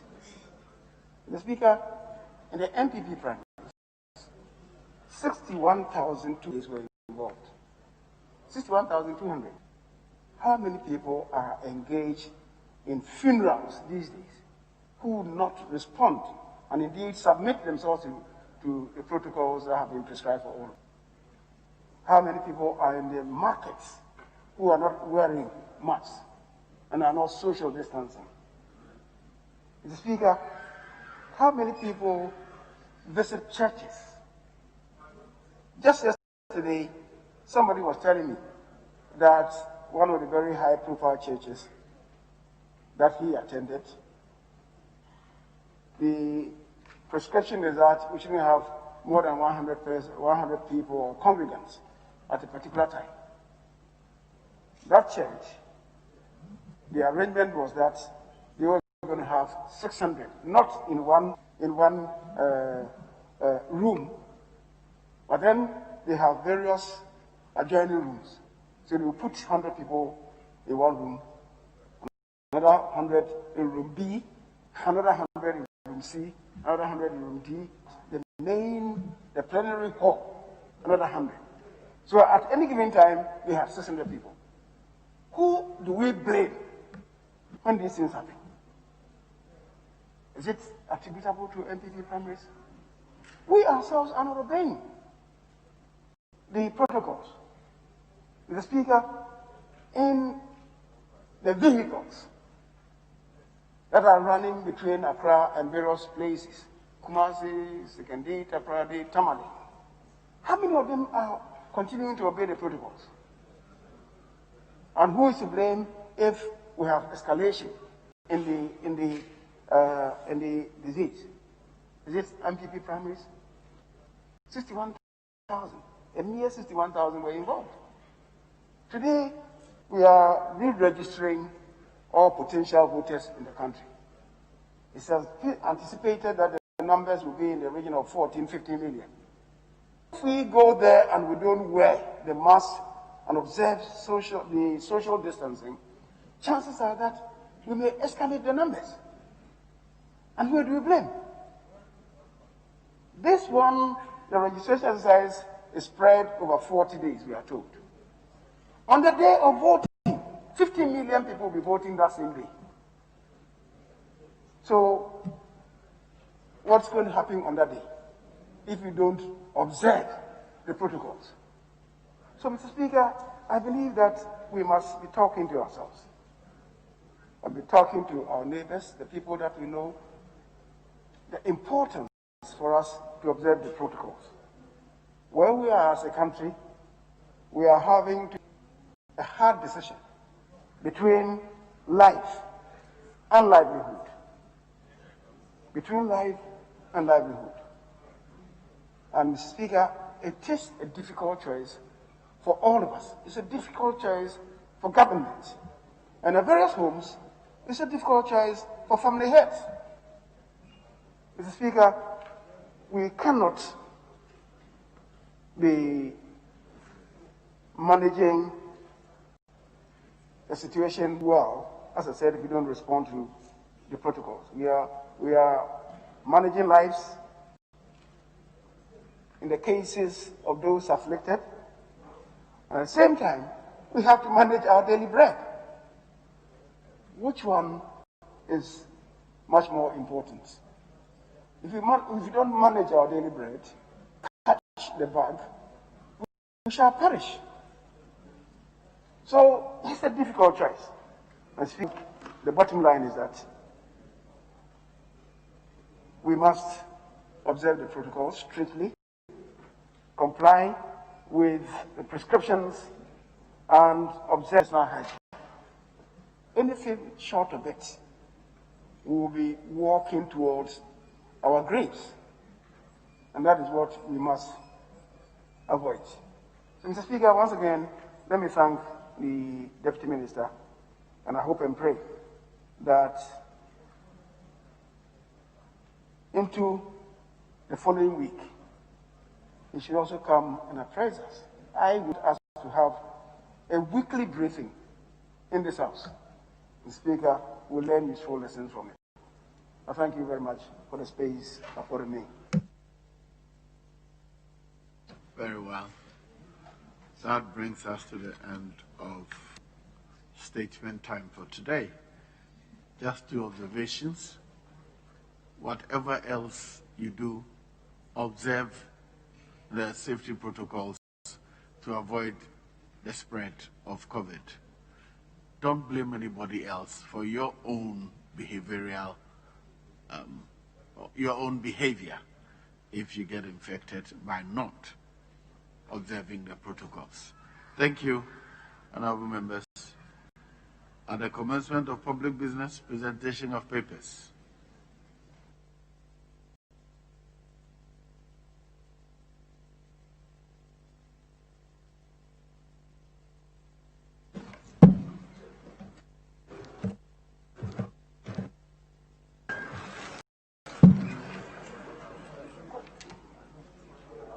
Honorable Majority Leader, are you ready to do the presentations?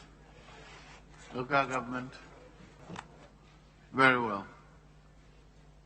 Item B, by the Minister for Zongo and Ina. Yes, Honorable. Mr. Speaker, the Deputy Minister for Local Government and Rural Development is here with us. If you could present the papers on behalf of the Minister. Very well. Item 4A, I. Annual statement by the Audit Committee of the Kwewu South District Assembly for the year 2018. The paper is duly presented. It's referred to the Committee on Local Governance for consideration and report. Item II. Annual statement by the Audit Committee of the Forikro Municipal Assembly for the year 2019. The paper is duly presented. It's referred to the Committee on Local Governance for consideration and report. Item III. Annual statement by the Audit Committee of the Western Regional Coordinating Council for the year 2019. The paper is duly presented. Is referred to the Committee on Local Governance for consideration and report. Item IV. Annual statement of the Audit Committee of the North Tong District Assembly for the year 2019. The paper is duly presented. It's referred to the Committee on Local Governance for consideration and report. Item by the Minister for Inner City and Zongo Development.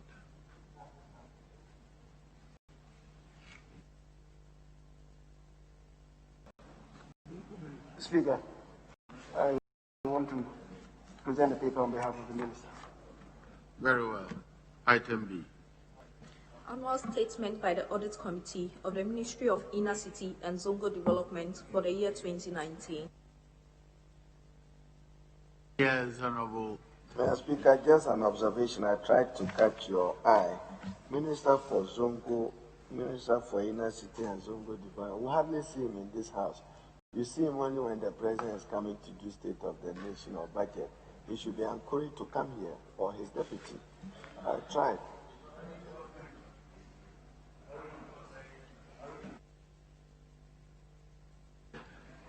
The paper is duly presented. Is referred to the Committee on Local Governance. Am I right? Is the report to go to the Committee on Local Governance?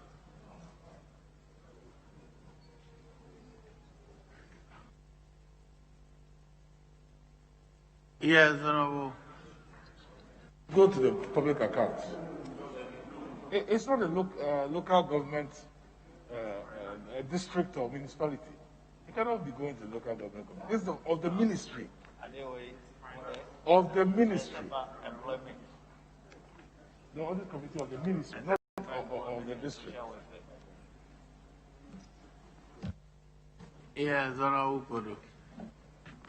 Mr. Speaker, these presentations are odd to me. I think we get Auditor General's report from the ministry and we submit to the Public Accounts Committee. But these audit committees are internal committees of the assemblies. So I am worried why it should be presented to Parliament for discussion by the local government committee. I think that's what the Minister for Monitoring is also raising. Yes, Honorable Minister.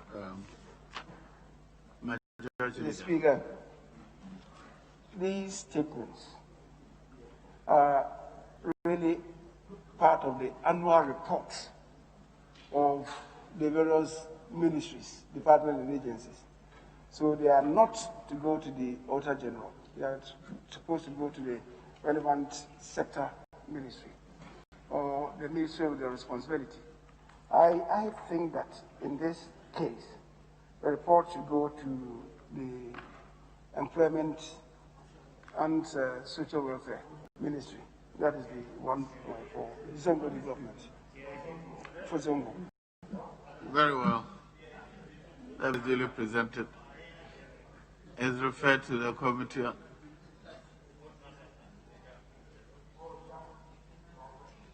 Yes, Honorable Member for Brekum East. Yes, Mr. Speaker, I need your guidance. Normally, the estimates for Zongo Ministry is handled by the Finance Committee. So I was thinking that's their parent committee, so they should go to the Committee on Finance. Just like the other ones went to local government, and then I was thinking this should follow and also go to the Finance Committee. The excess is that it should go to Employment and Social Welfare. So the report is referred to the Committee on Social Welfare and Employment.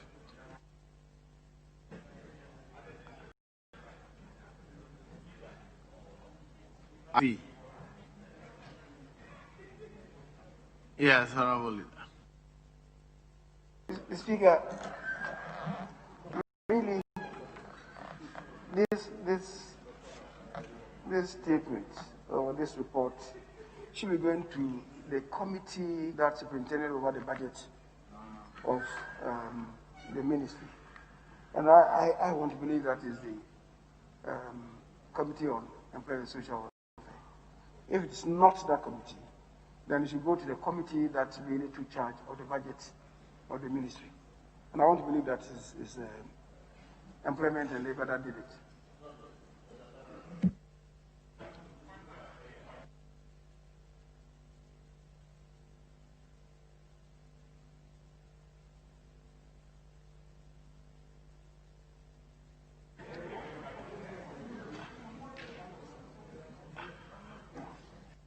Yes, Honorable Member for New The Speaker, when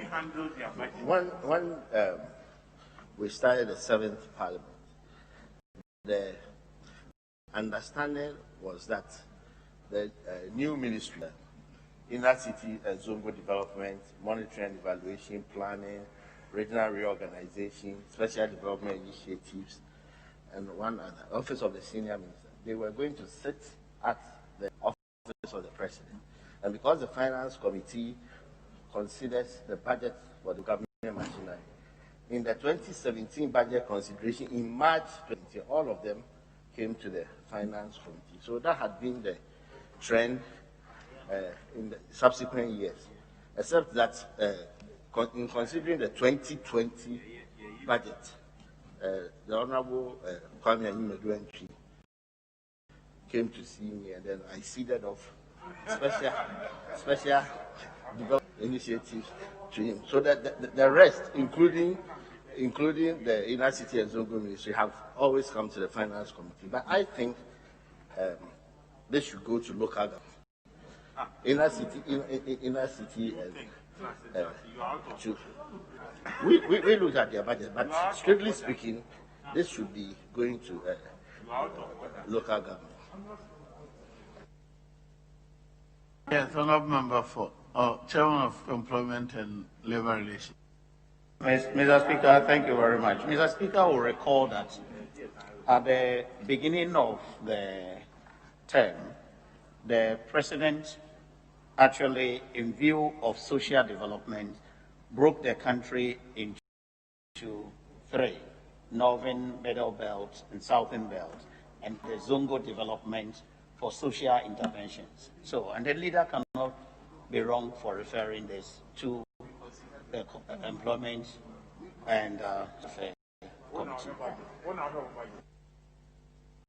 Very well. I have already directed that it goes to Health and Social Welfare. Let it so be.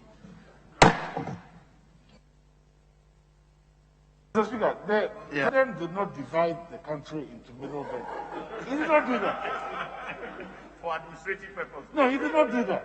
He set up development authorities, but he did not divide the country into three places. So, okay. Point well made. Item C. Is the Minister of Health ready to? Yes, item C. Aye. Mr. Deputy Minister of Health. Yes, Honorable Deputy Minister. Aye. Annual statement by the Audit Committee of the Center for Plant Medicine Research for the year 2019. The paper is duly presented first to the Committee on Health to consider and report. Item II.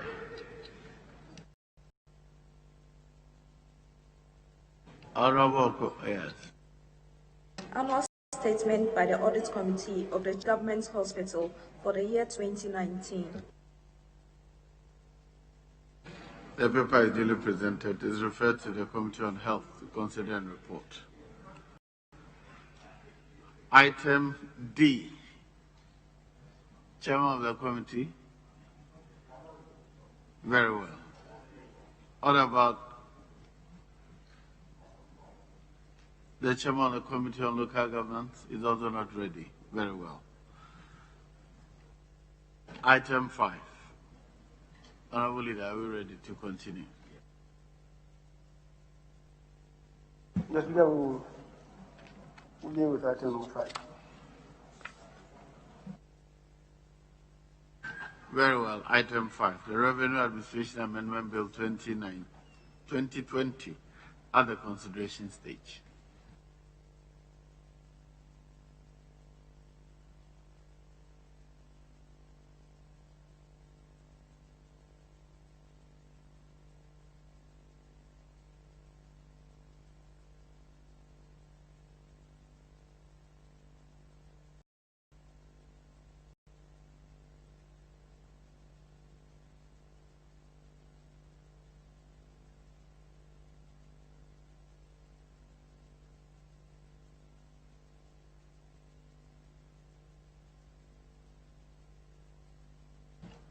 Yes, clause 4.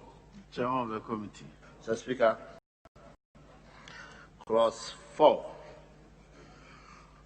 That's Roman 1. Amendment proposed under fourth schedule, paragraph 5, subparagraph 4. Delete and insert the following.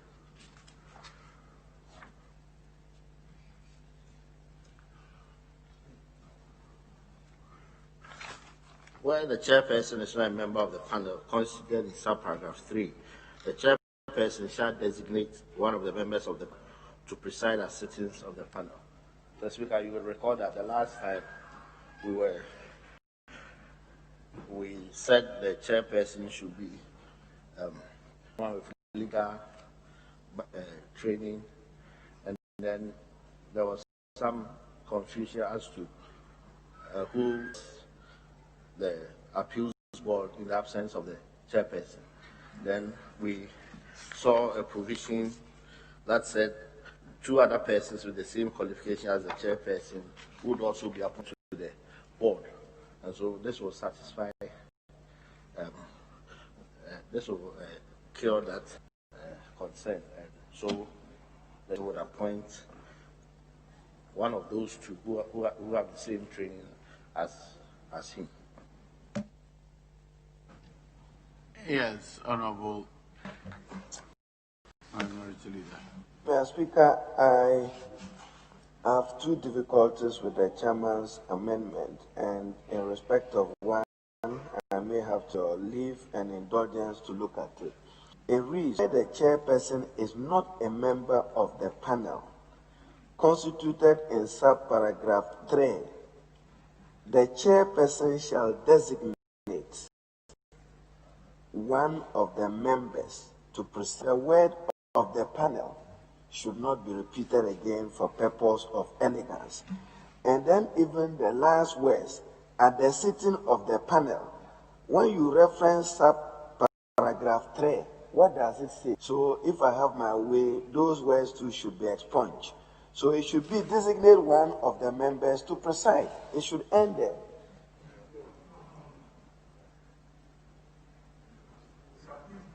Yes. To preside over what?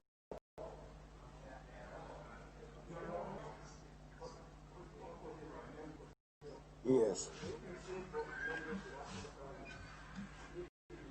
At the sitting of the panel. So you insist on, but the third line of the panel, those words, I would insist that it be deleted. Of the panel. In the third line, the rest can fly, but of the panel, I need to repeat that. Yes, the third line. Designate a member to preside. That is how it should read. Chairman. You see, the designation is not intended to be a permanent one. It's only at the particular. So if you change it, you may generate confusion by saying that I'm the chairman of this panel, but the panel can change. And so I think it should be there. Yes, Honorable. Yeah, I have a problem also. Speaker, we are talking about the appeals board, isn't it? Yeah. And the appeals board does not that all three members must be lawyers. It doesn't say that. It hasn't said so. So the chairperson must designate somebody with the same qualifications as him. That person doesn't have to be on the appeals board. He just has to be a member of the board. Yes. No. Right, it's a board. Yeah. So he has to designate a member of the board with the same qualifications. That's all we are looking for, isn't it? Yes, Honorable Chairman. If the minister will get his mind to 5.3, paragraph 5 sub 3, business of the appeals board. The appeals board is duly constituted for its work by 3 members of the appeals board constituted panel. So you have a 12-member appeals board.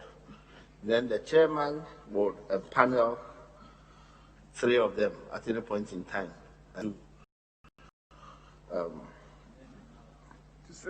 to sit and adjudicate the matter before it. So in setting up the panel of 3, the chairman has to go further to indicate who chairs of the 3, who chairs. And so that's what we are doing here, that where the chairperson himself is not a member of the panel that he puts together, then he would designate one of the 3 as the person presiding at any point in time. Mind you, there could be a number of panels sitting at any point in time. The idea is to constitute as many panels so that there will be faster decision.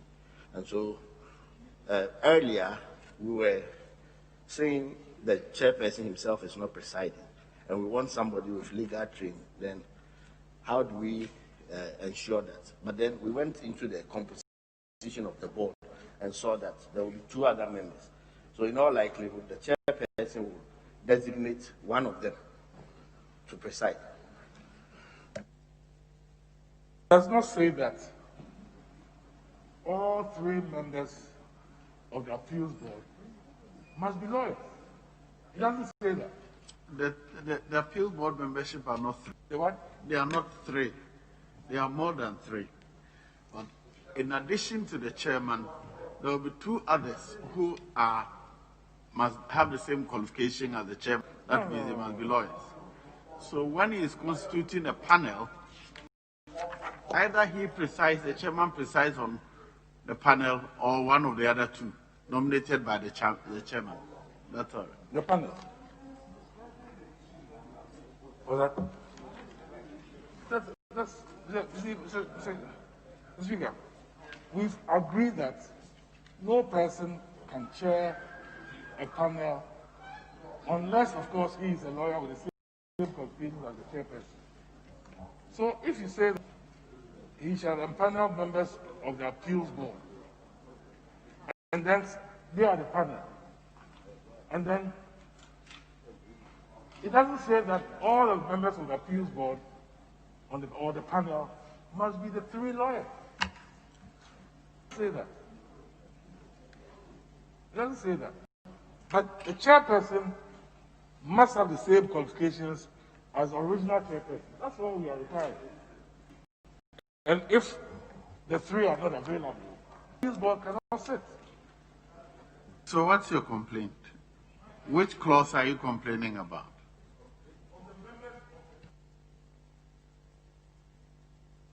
Where the chairperson is not a member of the panel constituted in subparagraph 3, the chairperson shall designate one of the members of the panel to preside at the sitting.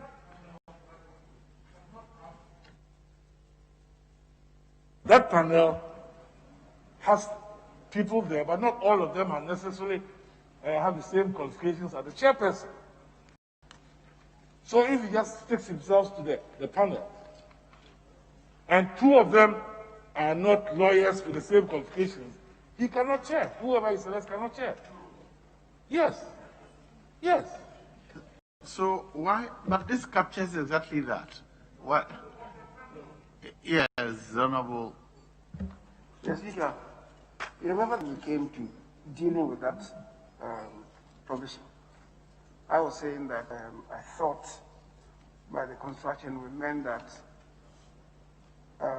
the chairperson or of any of the committees was not required to be a lawyer of some standing as prescribed in the provisions. Speaker, our attention was drawn to the fact that 2 others, I related to the issue that in the absence of chairman, can anybody chair the meeting? And they said yes, because 2 others have similar qualification. That being the case, and it was said because this is an appeals board, any panel that is constituted should reflect the character of the board. In that case, Mr. Speaker, what is here should be amended. And I agree with the member for Otafo that there should be an amendment.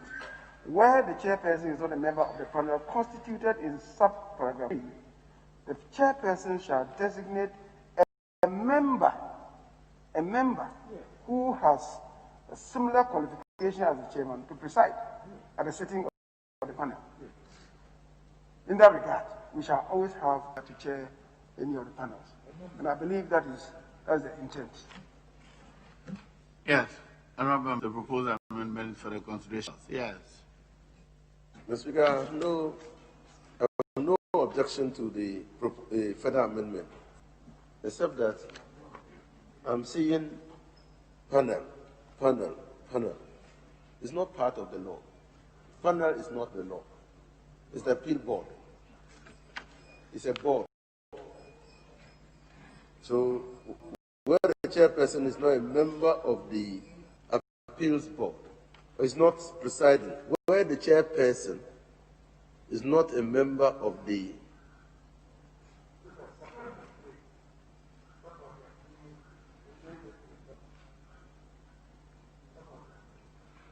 so we're talking about the appeals.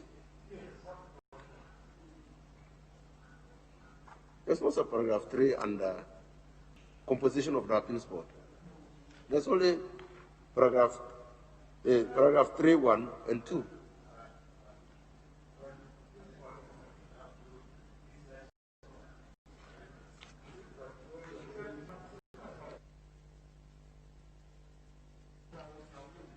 Yes. If I may take the amendment proposed by the majority leader so that the table office can capture it. So I read, where the chairperson, a member of the panel constituted in subparagraph 3, the chairperson shall designate a member with the same qualification as the chairperson to preside at sittings of the panel. All in favor of the proposed amendment say aye. All against say no. The amendment is carried. Item II. The Speaker, Amendment 2, Clause 4. Amendment proposed under 4th schedule, paragraph 9. Paragraph 9. Yes, Honorable. Mr. Speaker, the amendment to what I proposed by the chairman really is, we must further interrogate it. I had said that you should have similar qualification. And he says that it should be the same qualification. What it means is that if the chairman is of 50 years standing as a lawyer, and to take over from him has 13 years, he cannot take over. It's similar. It is not same qualification.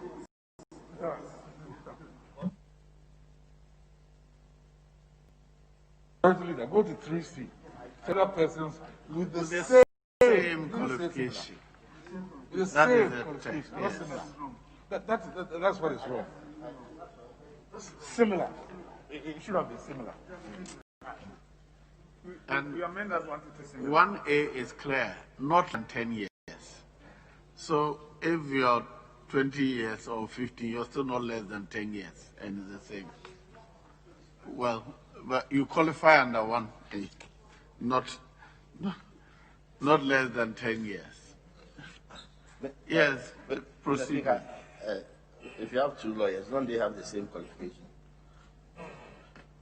If you have two lawyers, they have the same. They have the same qualification. Let's move on. Yes, leader. Okay, the Speaker says we should move on. I was going to say that to make that we could use requisite qualification, then that defines it for all other persons. Not less than 10 years qualifies everybody. He is 27 years, I'm 30 years. We are all not less than 10 years. So for that purpose, we go. Yeah. Mr. Speaker, Roman 2, Clause 4, amendment proposed under 4th schedule, paragraph 9. Paragraph 9. That will be sources of money of the appeals board. Sub 1A, delete the minister and insert parliament so that subparagraph 1A reads the sums of money appropriated by parliament. By parliament.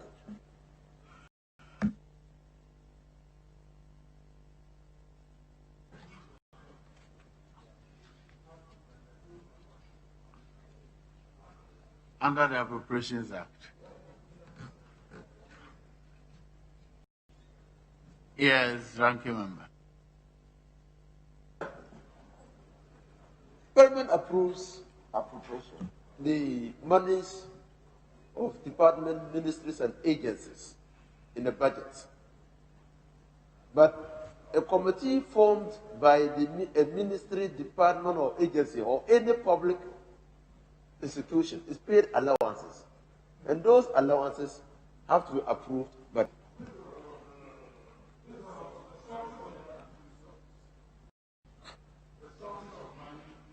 I'm reading allowances of members of the appeals board.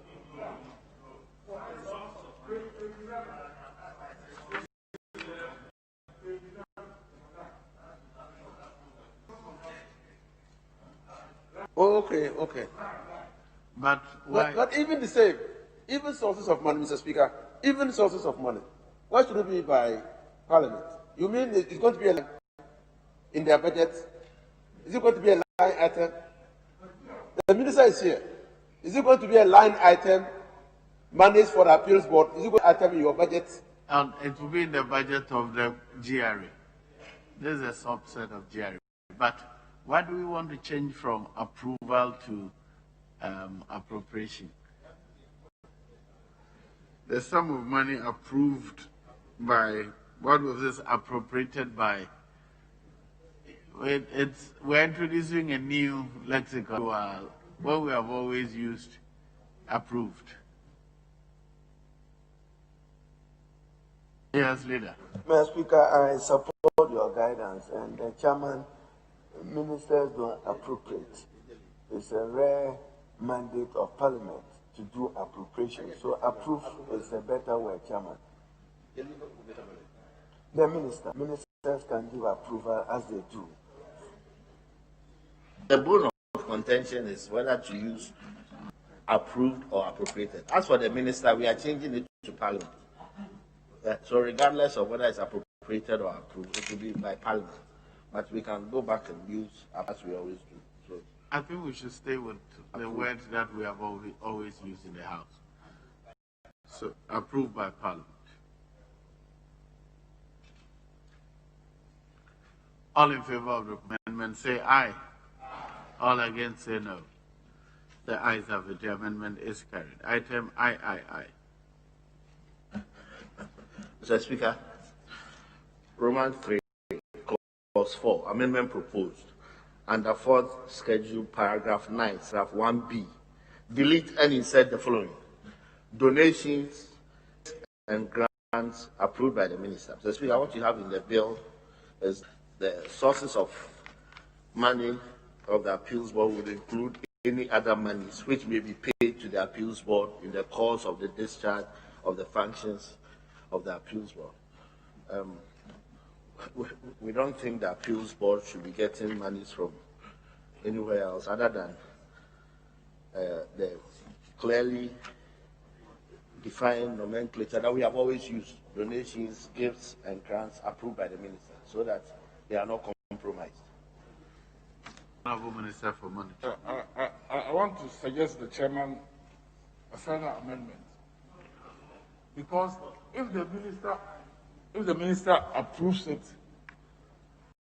and Parliament has not approved it, they cannot use it. So I'll suggest donations, gifts, and grants recommended by the minister, approved by Parliament. Because how are they going to use it if we have not approved it? Yes. No. They approve it. You have to get permission. And they bring it here. That's why I say it's recommended. Recommended.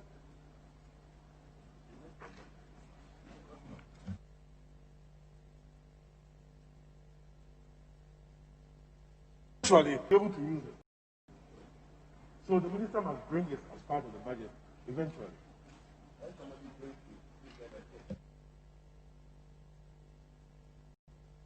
If a gift or a donation is given and is not accounted for, it's not in the budget, I understand you can. You can anyway. Yes, ranking member. Mr. Speaker, I thought that the purpose of this bill is to ensure expeditious resolution of tax issues. That's why the minister came to Parliament and implored upon the Finance Committee to ensure that we pass this bill expeditiously.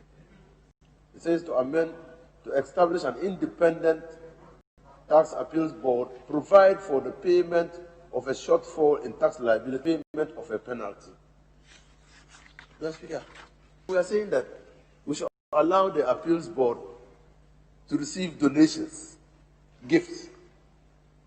Mr. Speaker, that is inconsistent with the work that they are going to do. Mr. Speaker, if someone violates, fails, refuses to pay the requisite tax, he can give you a gift. He can give you a gift. Why should we encourage people to give a gift in order to pay lesser taxes? We should not entertain or countenance that at all. Appeals, we want the tax paid. We don't want difficulty in collecting our tax. We don't want to penalize people who fail to pay tax. We should not come through the back door and give us gifts and reduce the tax. So the rendition here, what if it? Mr. Chairman, what is wrong with the rendition here? Any other monies which may be paid to the appeals board in the course of the district functions of the appeals board. What is wrong with it?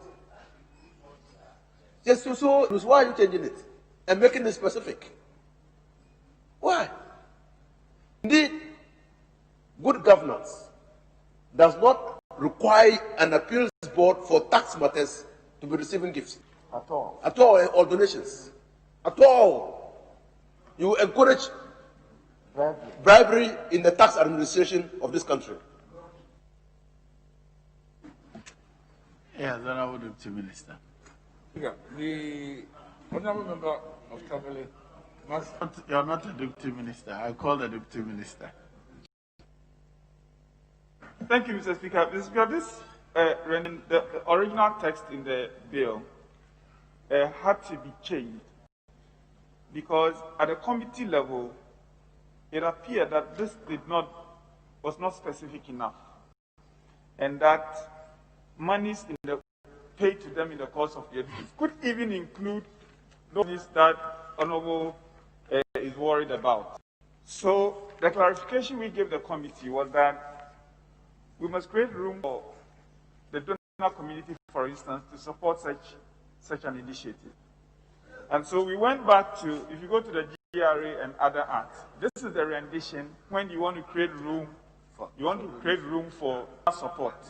That is why we ended up with this. So if we go back to the original, I think that would be lost. That would be lost. Yes, Honorable. Yeah, I think that if you want the donors to be able to contribute, what they do is they contribute to the GRA. And the GRA can give the appeals board money. Because the appeals board is not on its own. So if you put it here, it's as if the appeals board itself is acting out of the GRA. And that's not good. The donors must contribute to the efforts of GRA in good governance. They can use the money. So you can delete this part. You can delete this part. That any donation must go to GRA, not to the appeals board. Yeah, Mr. Speaker, I agree with what Honorable Akuto is saying, but the reality is that the donors are may be interested in giving the money to GRA, but with special purpose, and say that we want this money to go to the appeals board. So they always do that.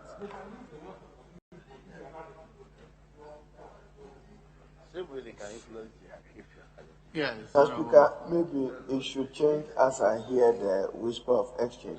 Donations and grants, not gifts. As for gifts, it's a very double source of corruption and bribery. And we cannot import gifts in matter of tax administration when the essence of this bill is to resolve conflict, when there are objections, then people raise objections, then turn behind and go and give them gifts. And they will compromise the interests of the state. So we should go for donations. After all, if the OECD is supporting the Ministry of Finance, it will come as a form of grant. Thank you. First, I want to be clear. What is the nature of this board? So I go back to one. There's established by this act an independent tax board. Is it a body corporate? If it is not, can it receive gifts or donations? It can only depend on budget that as part of the agency, that's the GRA, but not on its own to receive gifts and so on.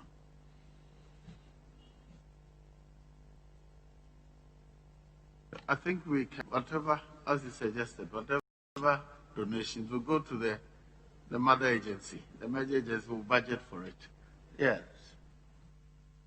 So if the Honorable Inusa Kuseni Foundation, for example, thinks the appeals board is doing a good job and so wants to give some monies directly to it, what prevents, why are we preventing the Honorable Inusa Kuseni Foundation from giving money to the appeals board? Why? It's like saying that somebody can donate to the Finance Committee of Parliament. Yes, it can donate to Parliament. You may request Parliament to use that to support the Finance Committee. But technically, the Finance Committee is a small of Parliament, and it cannot receive officially donations. Yes, Honorable Leader. Mr. Speaker, yes, on the issue that you yourself have raised, there are committees in this House. The Appointments Committee receives direct support from our side. I think was it GTZ or some other institution? From what? I think it is GTZ. They assisted the Appointment Committee. The Speaker, the Public Accounts Committee have been receiving assistance. Yeah. They have. Without due deference, if I recall correctly. They have. If it is maybe something that you would not recommend, that's a different matter. But they have. Mr. Speaker, I think that in this case we want this body to be able to assert its independence. And so if they could some donations and grants, certainly not gifts, but donations and grants are approved by the minister, I think it could be part of the legislation. Remember that when we came to dealing with the Special Prosecutor's Office, we argued this matter. Eventually, we agreed that they could have grants approved by the Minister responsible for Finance in consultation with the Attorney General. So, Mr. Speaker, if we had a similar construct, that they could have donations and grants, as I said, certainly not gifts, approved by the Minister, I think it should satisfy the. Yeah, Honorable. Mr. Speaker, two issues. The fact that we have been doing it does not make it right. We should not allow any committee of Parliament to take money without Parliament knowing. That practice, I think, we need to revisit. It's very important. Yes, the donors want to help accounts, but they must come through Parliament. Otherwise, we set up, the practice has been ongoing for a long time, and the sooner we stop it, the better. Two, I think you don't need this provision here. The donation, GRA already has a provision. So it's up to GRA to say, if you want to help the appeals board, you should bring it to us. We'll know what to do. You don't have to put it here. It doesn't help. In terms of good governance, it doesn't help. Supposing that I'm a taxpayer and I know that the commission is making a mistake, I'll pass through the back. I say, oh, Mr. Chairperson of Appeals Committee, this is 100,000 for your committee. That is what we are saying here. That cannot be correct. That cannot be correct. We should not allow them to go out looking for money at all. At all. I think it's part of their function and they should fund them sufficiently. But that earlier practice meant either is there Communications Committee. Frankly, I don't know. I'm not aware of it. I thought that Ghana supports, but Star Ghana enters into agreement with Parliament. And then out of that agreement, you say, we will support this team, that committee, or that committee. It is not an agreement between the committees and the supporting bodies.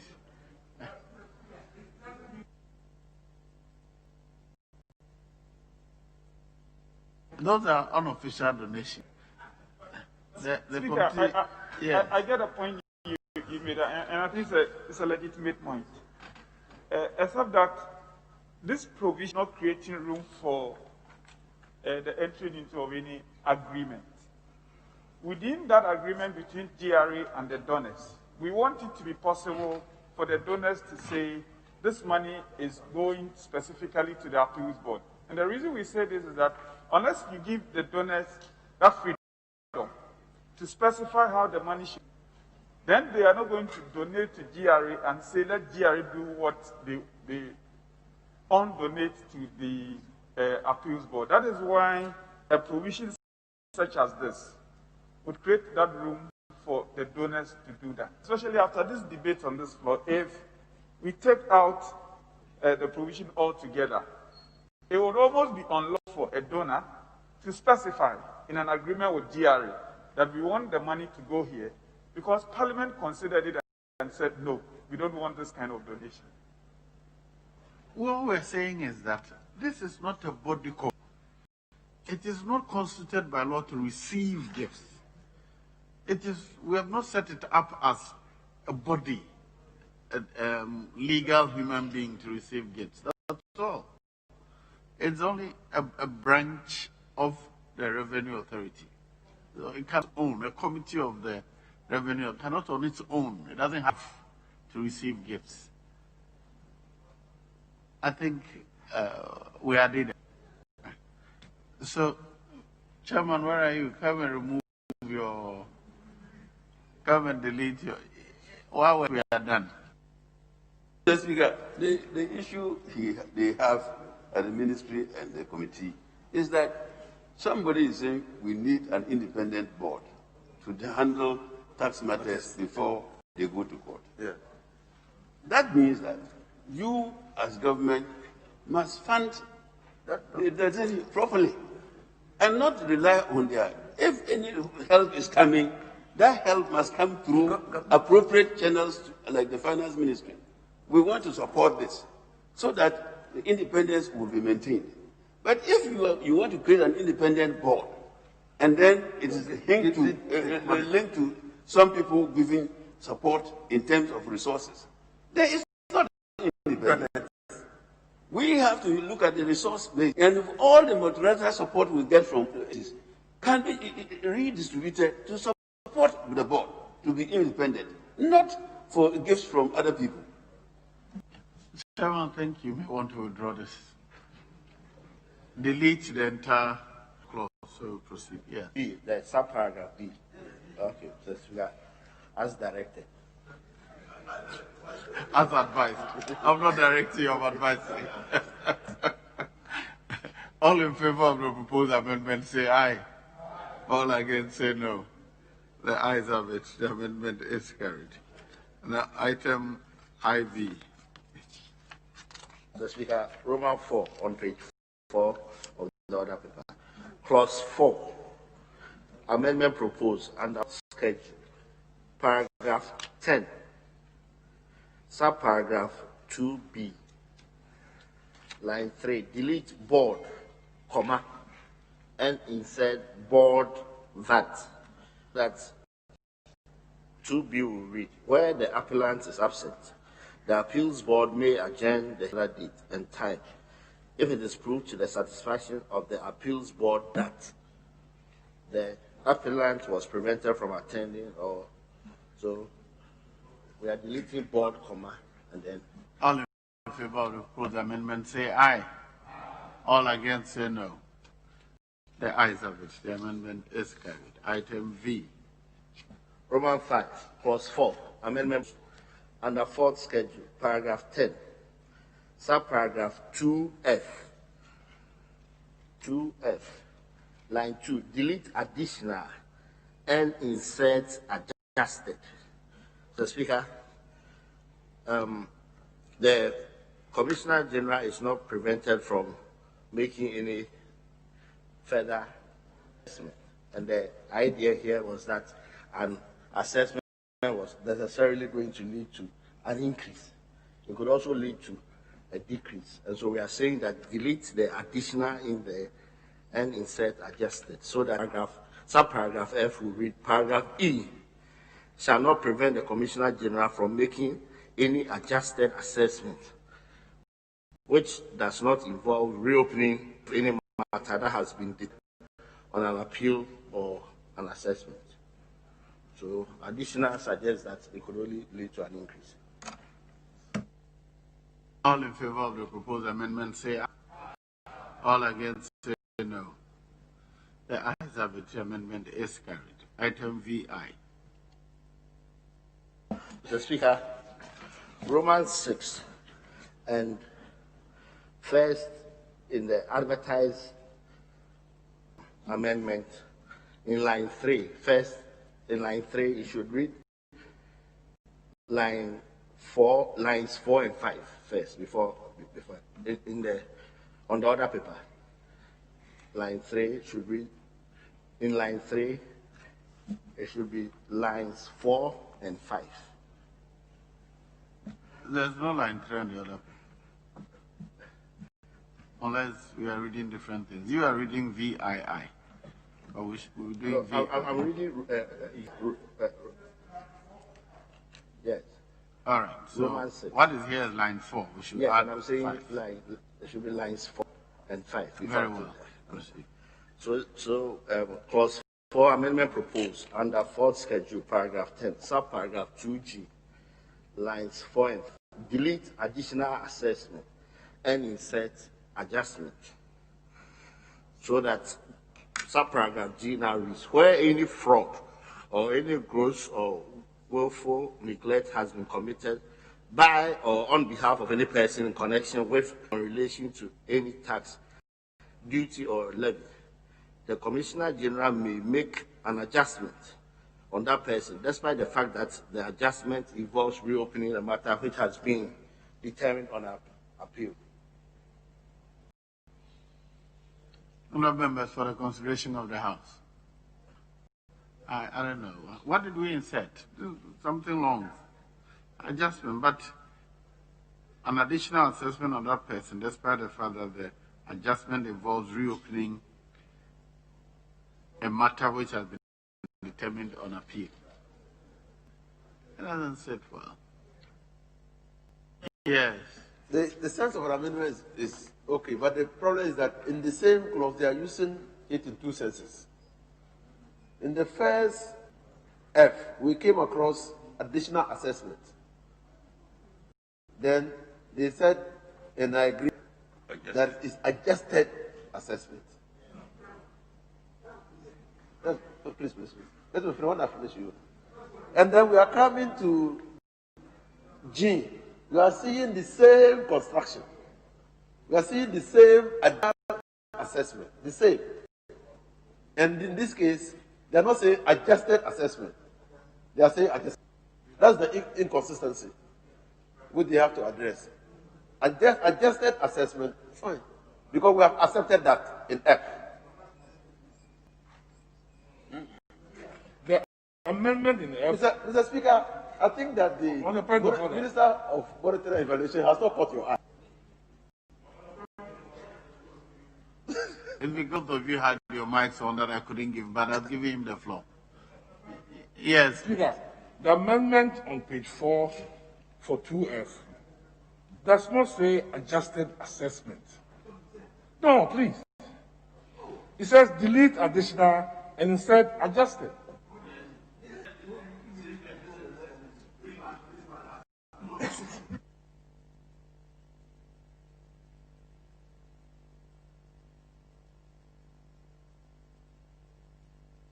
The Honorable Minister for saying that the same amendment we effected in F should apply, so that instead of saying adjustment, we leave it as adjusted assessment in both lines 4 and 5. And the person who brought us doesn't want to speak. He's here.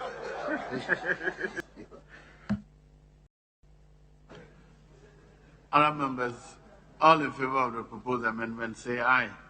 Against, say no. The ayes have it. The amendment is carried. Item V, II.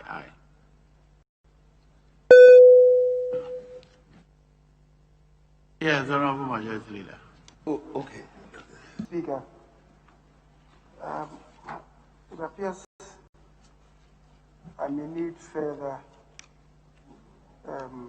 elucidation on what you are doing. Now, 10, the 10(2)(e) says that where the decision of the board results in an amendment to an assessment,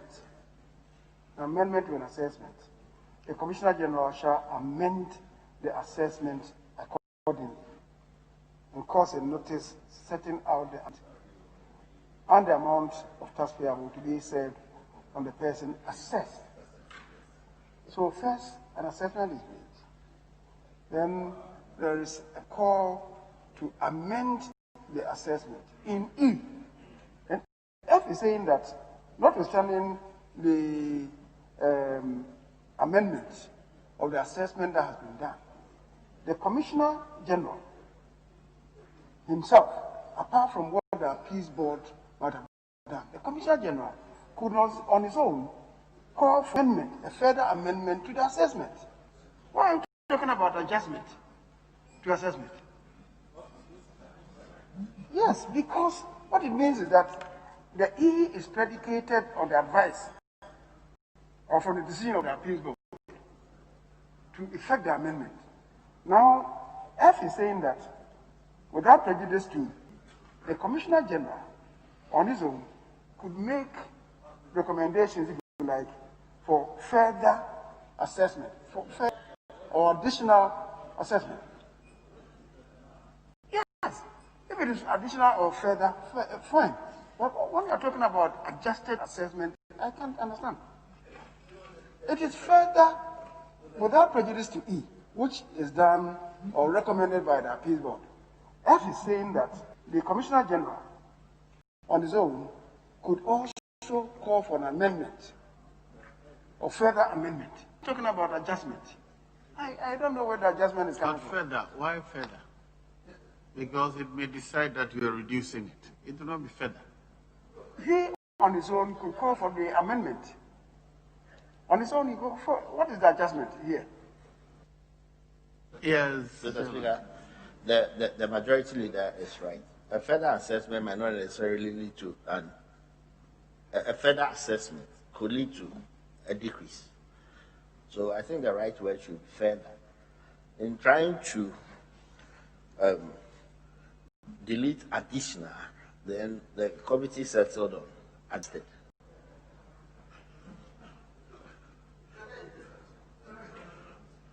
Yes, Honourable Member for Wawes. Speaker, thank you very much. The majority leader has a point, because if you look at it, unless you are saying after E, the amendment by the board, the GRA or the commissioner cannot additionally assess.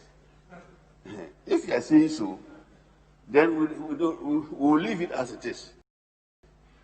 We'll just say you shouldn't assess again, but not even use the word adjusted, because the adjustment is not for the commissioner now to either reduce or to increase based on E. No. After the E, he can decide to just do an additional assessment, unless it is contradictory to what E stands for. But the idea we were all toying with was that it should be a change, whether downwards or upwards. But that is already done in the, and that is by the board. Yes. The confusion with the word additional is that additional may suggest that you're adding more to the taxpayer. But you're saying that his further assessment can either be more or less. That's why he suggested adjustment. My leader is saying amendment here. Further adjustment, further assessment.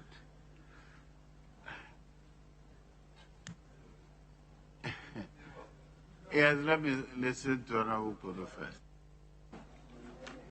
Mr. Speaker, I think in normal tax practice, we refer to adjust. So I think further assessment or all of those things will not add meaning to, professional meaning to what we intended to convey. This was extensively discussed at the committee, and we agreed that adjustment will be more appropriate. If it could go up, it could come down. Are you suggesting that is a term of art for auditors or finance people? Is that the case? Yes, Mr. Speaker, if you look at tax practice, the appropriate word is adjust. Honourable Member, let's proceed. We advise that is a technical term.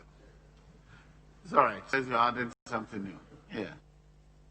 Yes, Mr. Speaker, just one small thing. We draft in the British English language, British English. We don't draft in American. Willful is one L in Britain, in British English. Willful is one L. Thank you. Very well.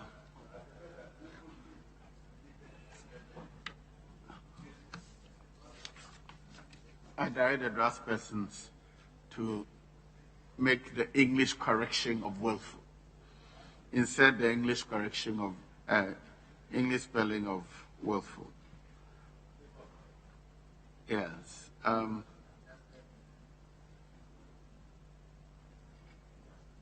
Chairman, we're moving to item VIII. Mr. Speaker, Roman 7, clause 4, amendment proposed under 4th schedule, paragraph 11.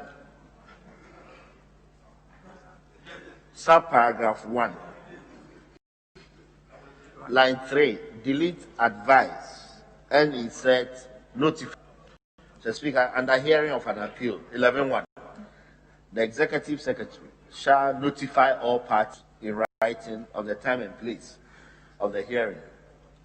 Notify, not advise. All in favor of the proposed amendment, say aye. All against, say no. The ayes have the amendment is carried.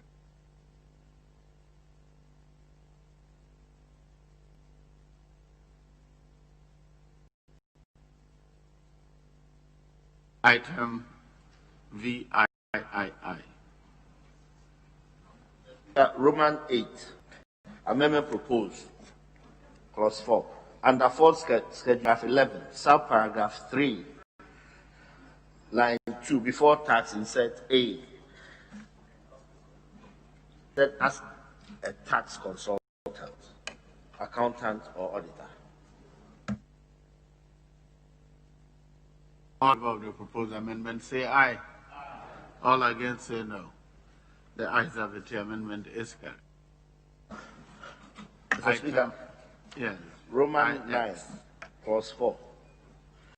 Amendment proposed under 4th schedule, paragraph 11, sub 4, line 2, delete on that behalf. So that 4 reads, the Commissioner General may be represented by any person duly authorized.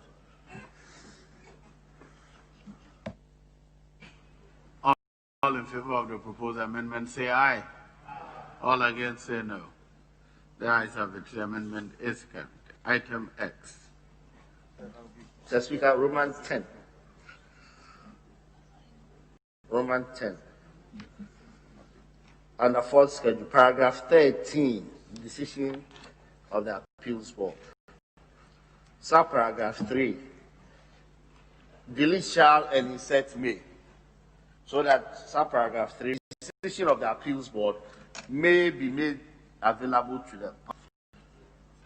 May instead of shall. We are saying that we should not make it mandatory that all decisions of the Appeals Board be made available to the public. All in favor of the proposed amendment say aye. All against say no. The ayes have it. The amendment is carried. Item A. The Speaker, page 5, Roman 11. We are inserting a new head note. A new head note. Amendment proposed. Under 4 schedule, paragraph 13, subparagraph 4, delete and insert the following. So, Mr. Speaker, we are inserting a new head note, effect of an appeal, and we delete subparagraph 4, and then that new head note reads, unless the court otherwise orders, an appeal to the court shall not operate as a stay of execution of an order of the appeals board. Honourable members, all in favour of the proposed amendment say aye. All against say no. The ayes have it. The amendment is carried. Item XII.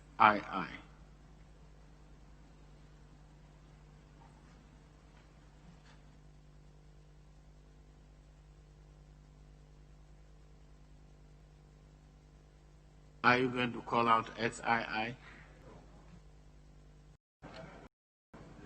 Yes.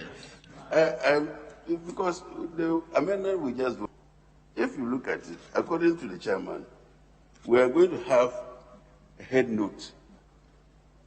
A head note. And it's supposed to be replacing. This should be a paragraph. No, I'm saying the 13.4. If you look at 13, it's decisions of the appeal board. Then you have sub-paragraphs up to 5. He said delete sub-paragraph 4, and he said the following. And when you have a head note, which is different from the head note is the one governing the whole of 13. Unless he wants to introduce a new paragraph, it will be 14. That's what I wanted to draw. I think that should be the case.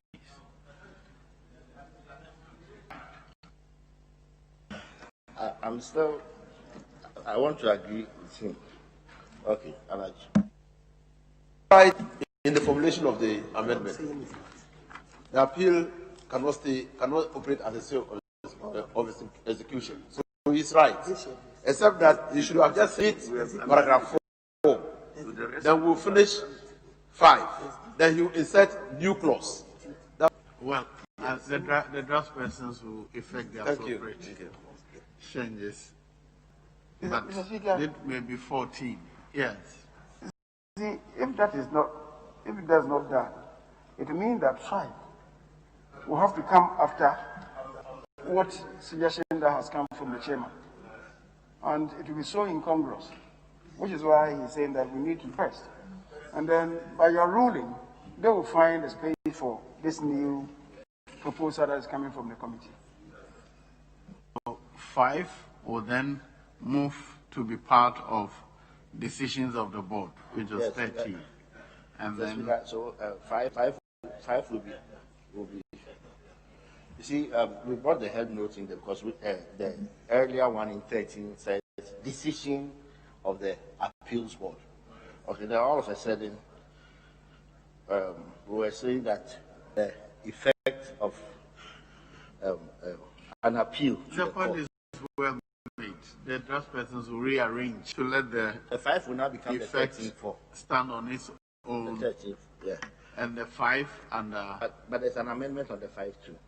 Well, so let's do the amendment so that it will. Let's look at Roman 12 under 4th schedule, paragraph 13, paragraph 5, line 1. After fields, insert to comply with an order of the appeals board.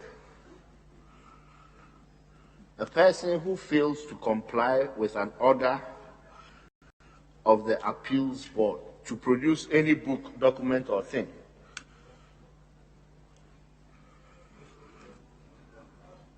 Members, for the consideration of the House. Speaker. Yes. to produce any book, document, or thing.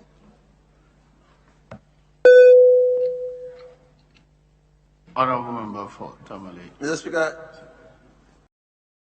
so if you put it that way, you don't need to produce a book, document, or thing. You don't need it again. You delete everything, and just says a person who fails to comply with an order of the appeals board without reasonable excuse commits. So whatever the nature of the order, if a person fails to comply, it's an offense.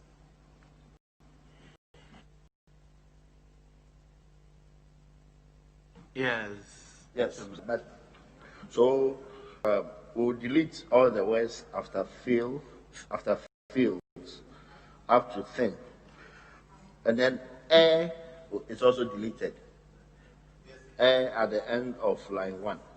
So 5 would read: person who fails to comply with an order of the appeals without reasonable excuse commits an offense under this act and is liable to the penalty specified in section 78. All in favor of the proposed amendment say aye. All against say no. The ayes have it. The amendment is carried. Now, item XII. Mr. Speaker, item XIII, Roman 13. Romans 13. XIII, Romans 13, which will be the new... It's Roman 14. 13. Mr. Speaker, Roman XIII. Under foreshadowed, paragraph 14, line 4. Very well. Which will become the new 15. The new 15. Amendment proposed. Under fourth schedule, paragraph 14, line 4. Delete exercise or purported. Exercise or purported.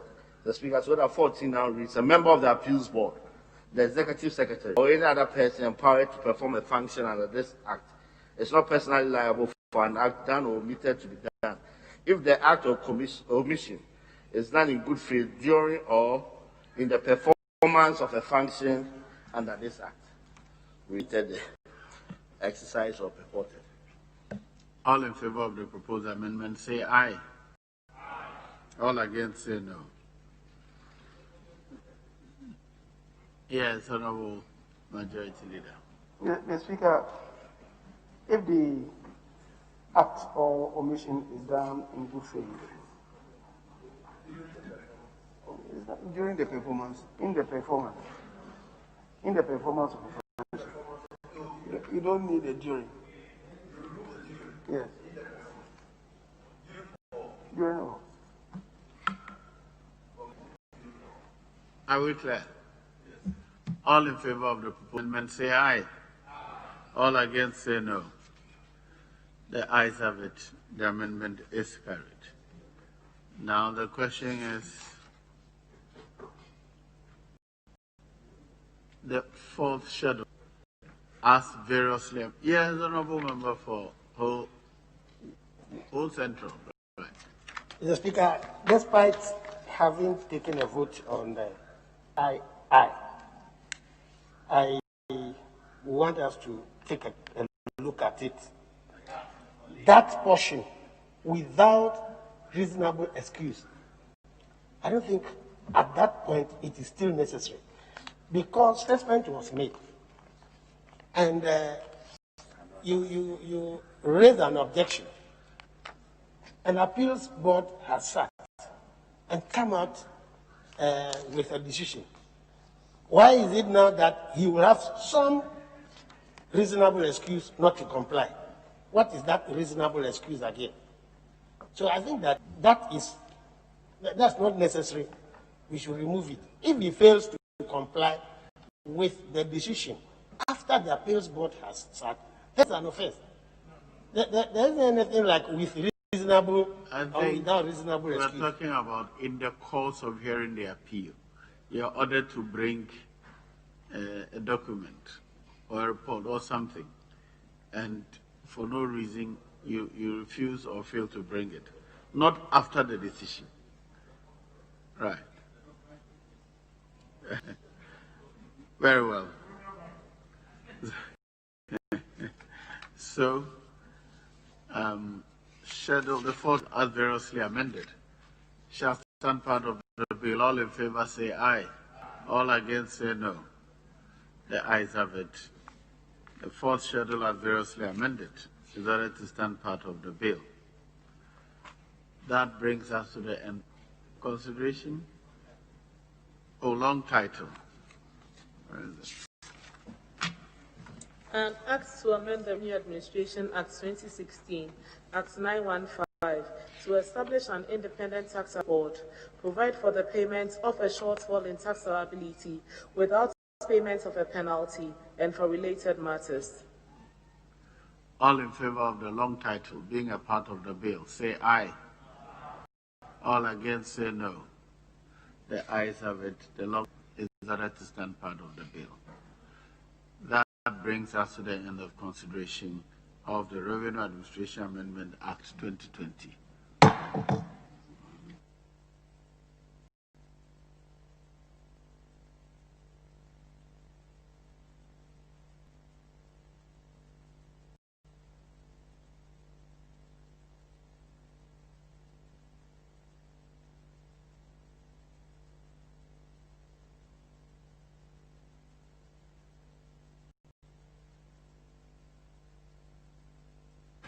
Yes, Honorable Majority Leader. Mr. Speaker, I believe we can take item number 6. Item number 6. Honorable members, item number 6, motion. And if I may seek the indulgence of the House to allow the Deputy Minister of Finance to hold the floor for the substantive minister. Yes, Honorable Deputy Minister. Thank you, Mr. Speaker. Mr. Speaker, I rise to move that the motion listed as item 6 on today's order be moved today. I so move, Mr. Speaker. Yes, Honorable Mubra. Mr. Speaker, I rise to suspend the motion. Thank you. Honorable members, the procedural motion has been moved and seconded. All in favor say aye. All against say no. The ayes have it. The motion is carried. Item 7. Honorable Deputy Minister. Mr. Speaker, I rise to move that the Revenue Amendment Bill 2020 be now read the third time. I so move, Mr. Speaker. Honorable Member for Whole Central. Mr. Speaker, I second the motion. Honorable members, the motion reading has been moved and seconded. All in favor say aye. All against say no.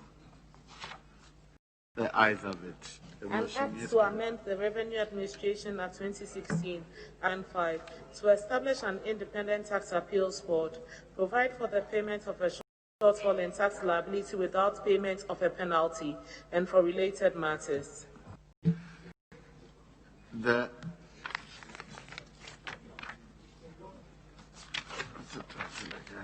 Revenue Administration Amendment Bill 2020 is now read a third time and due passed.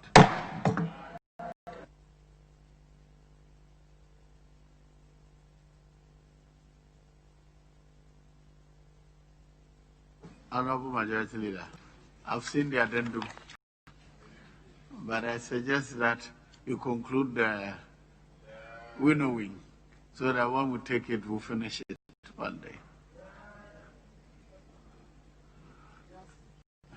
In the circumstance, the House is adjourned to tomorrow, Tuesday, the 21st of July, at 10 o'clock in the forenoon.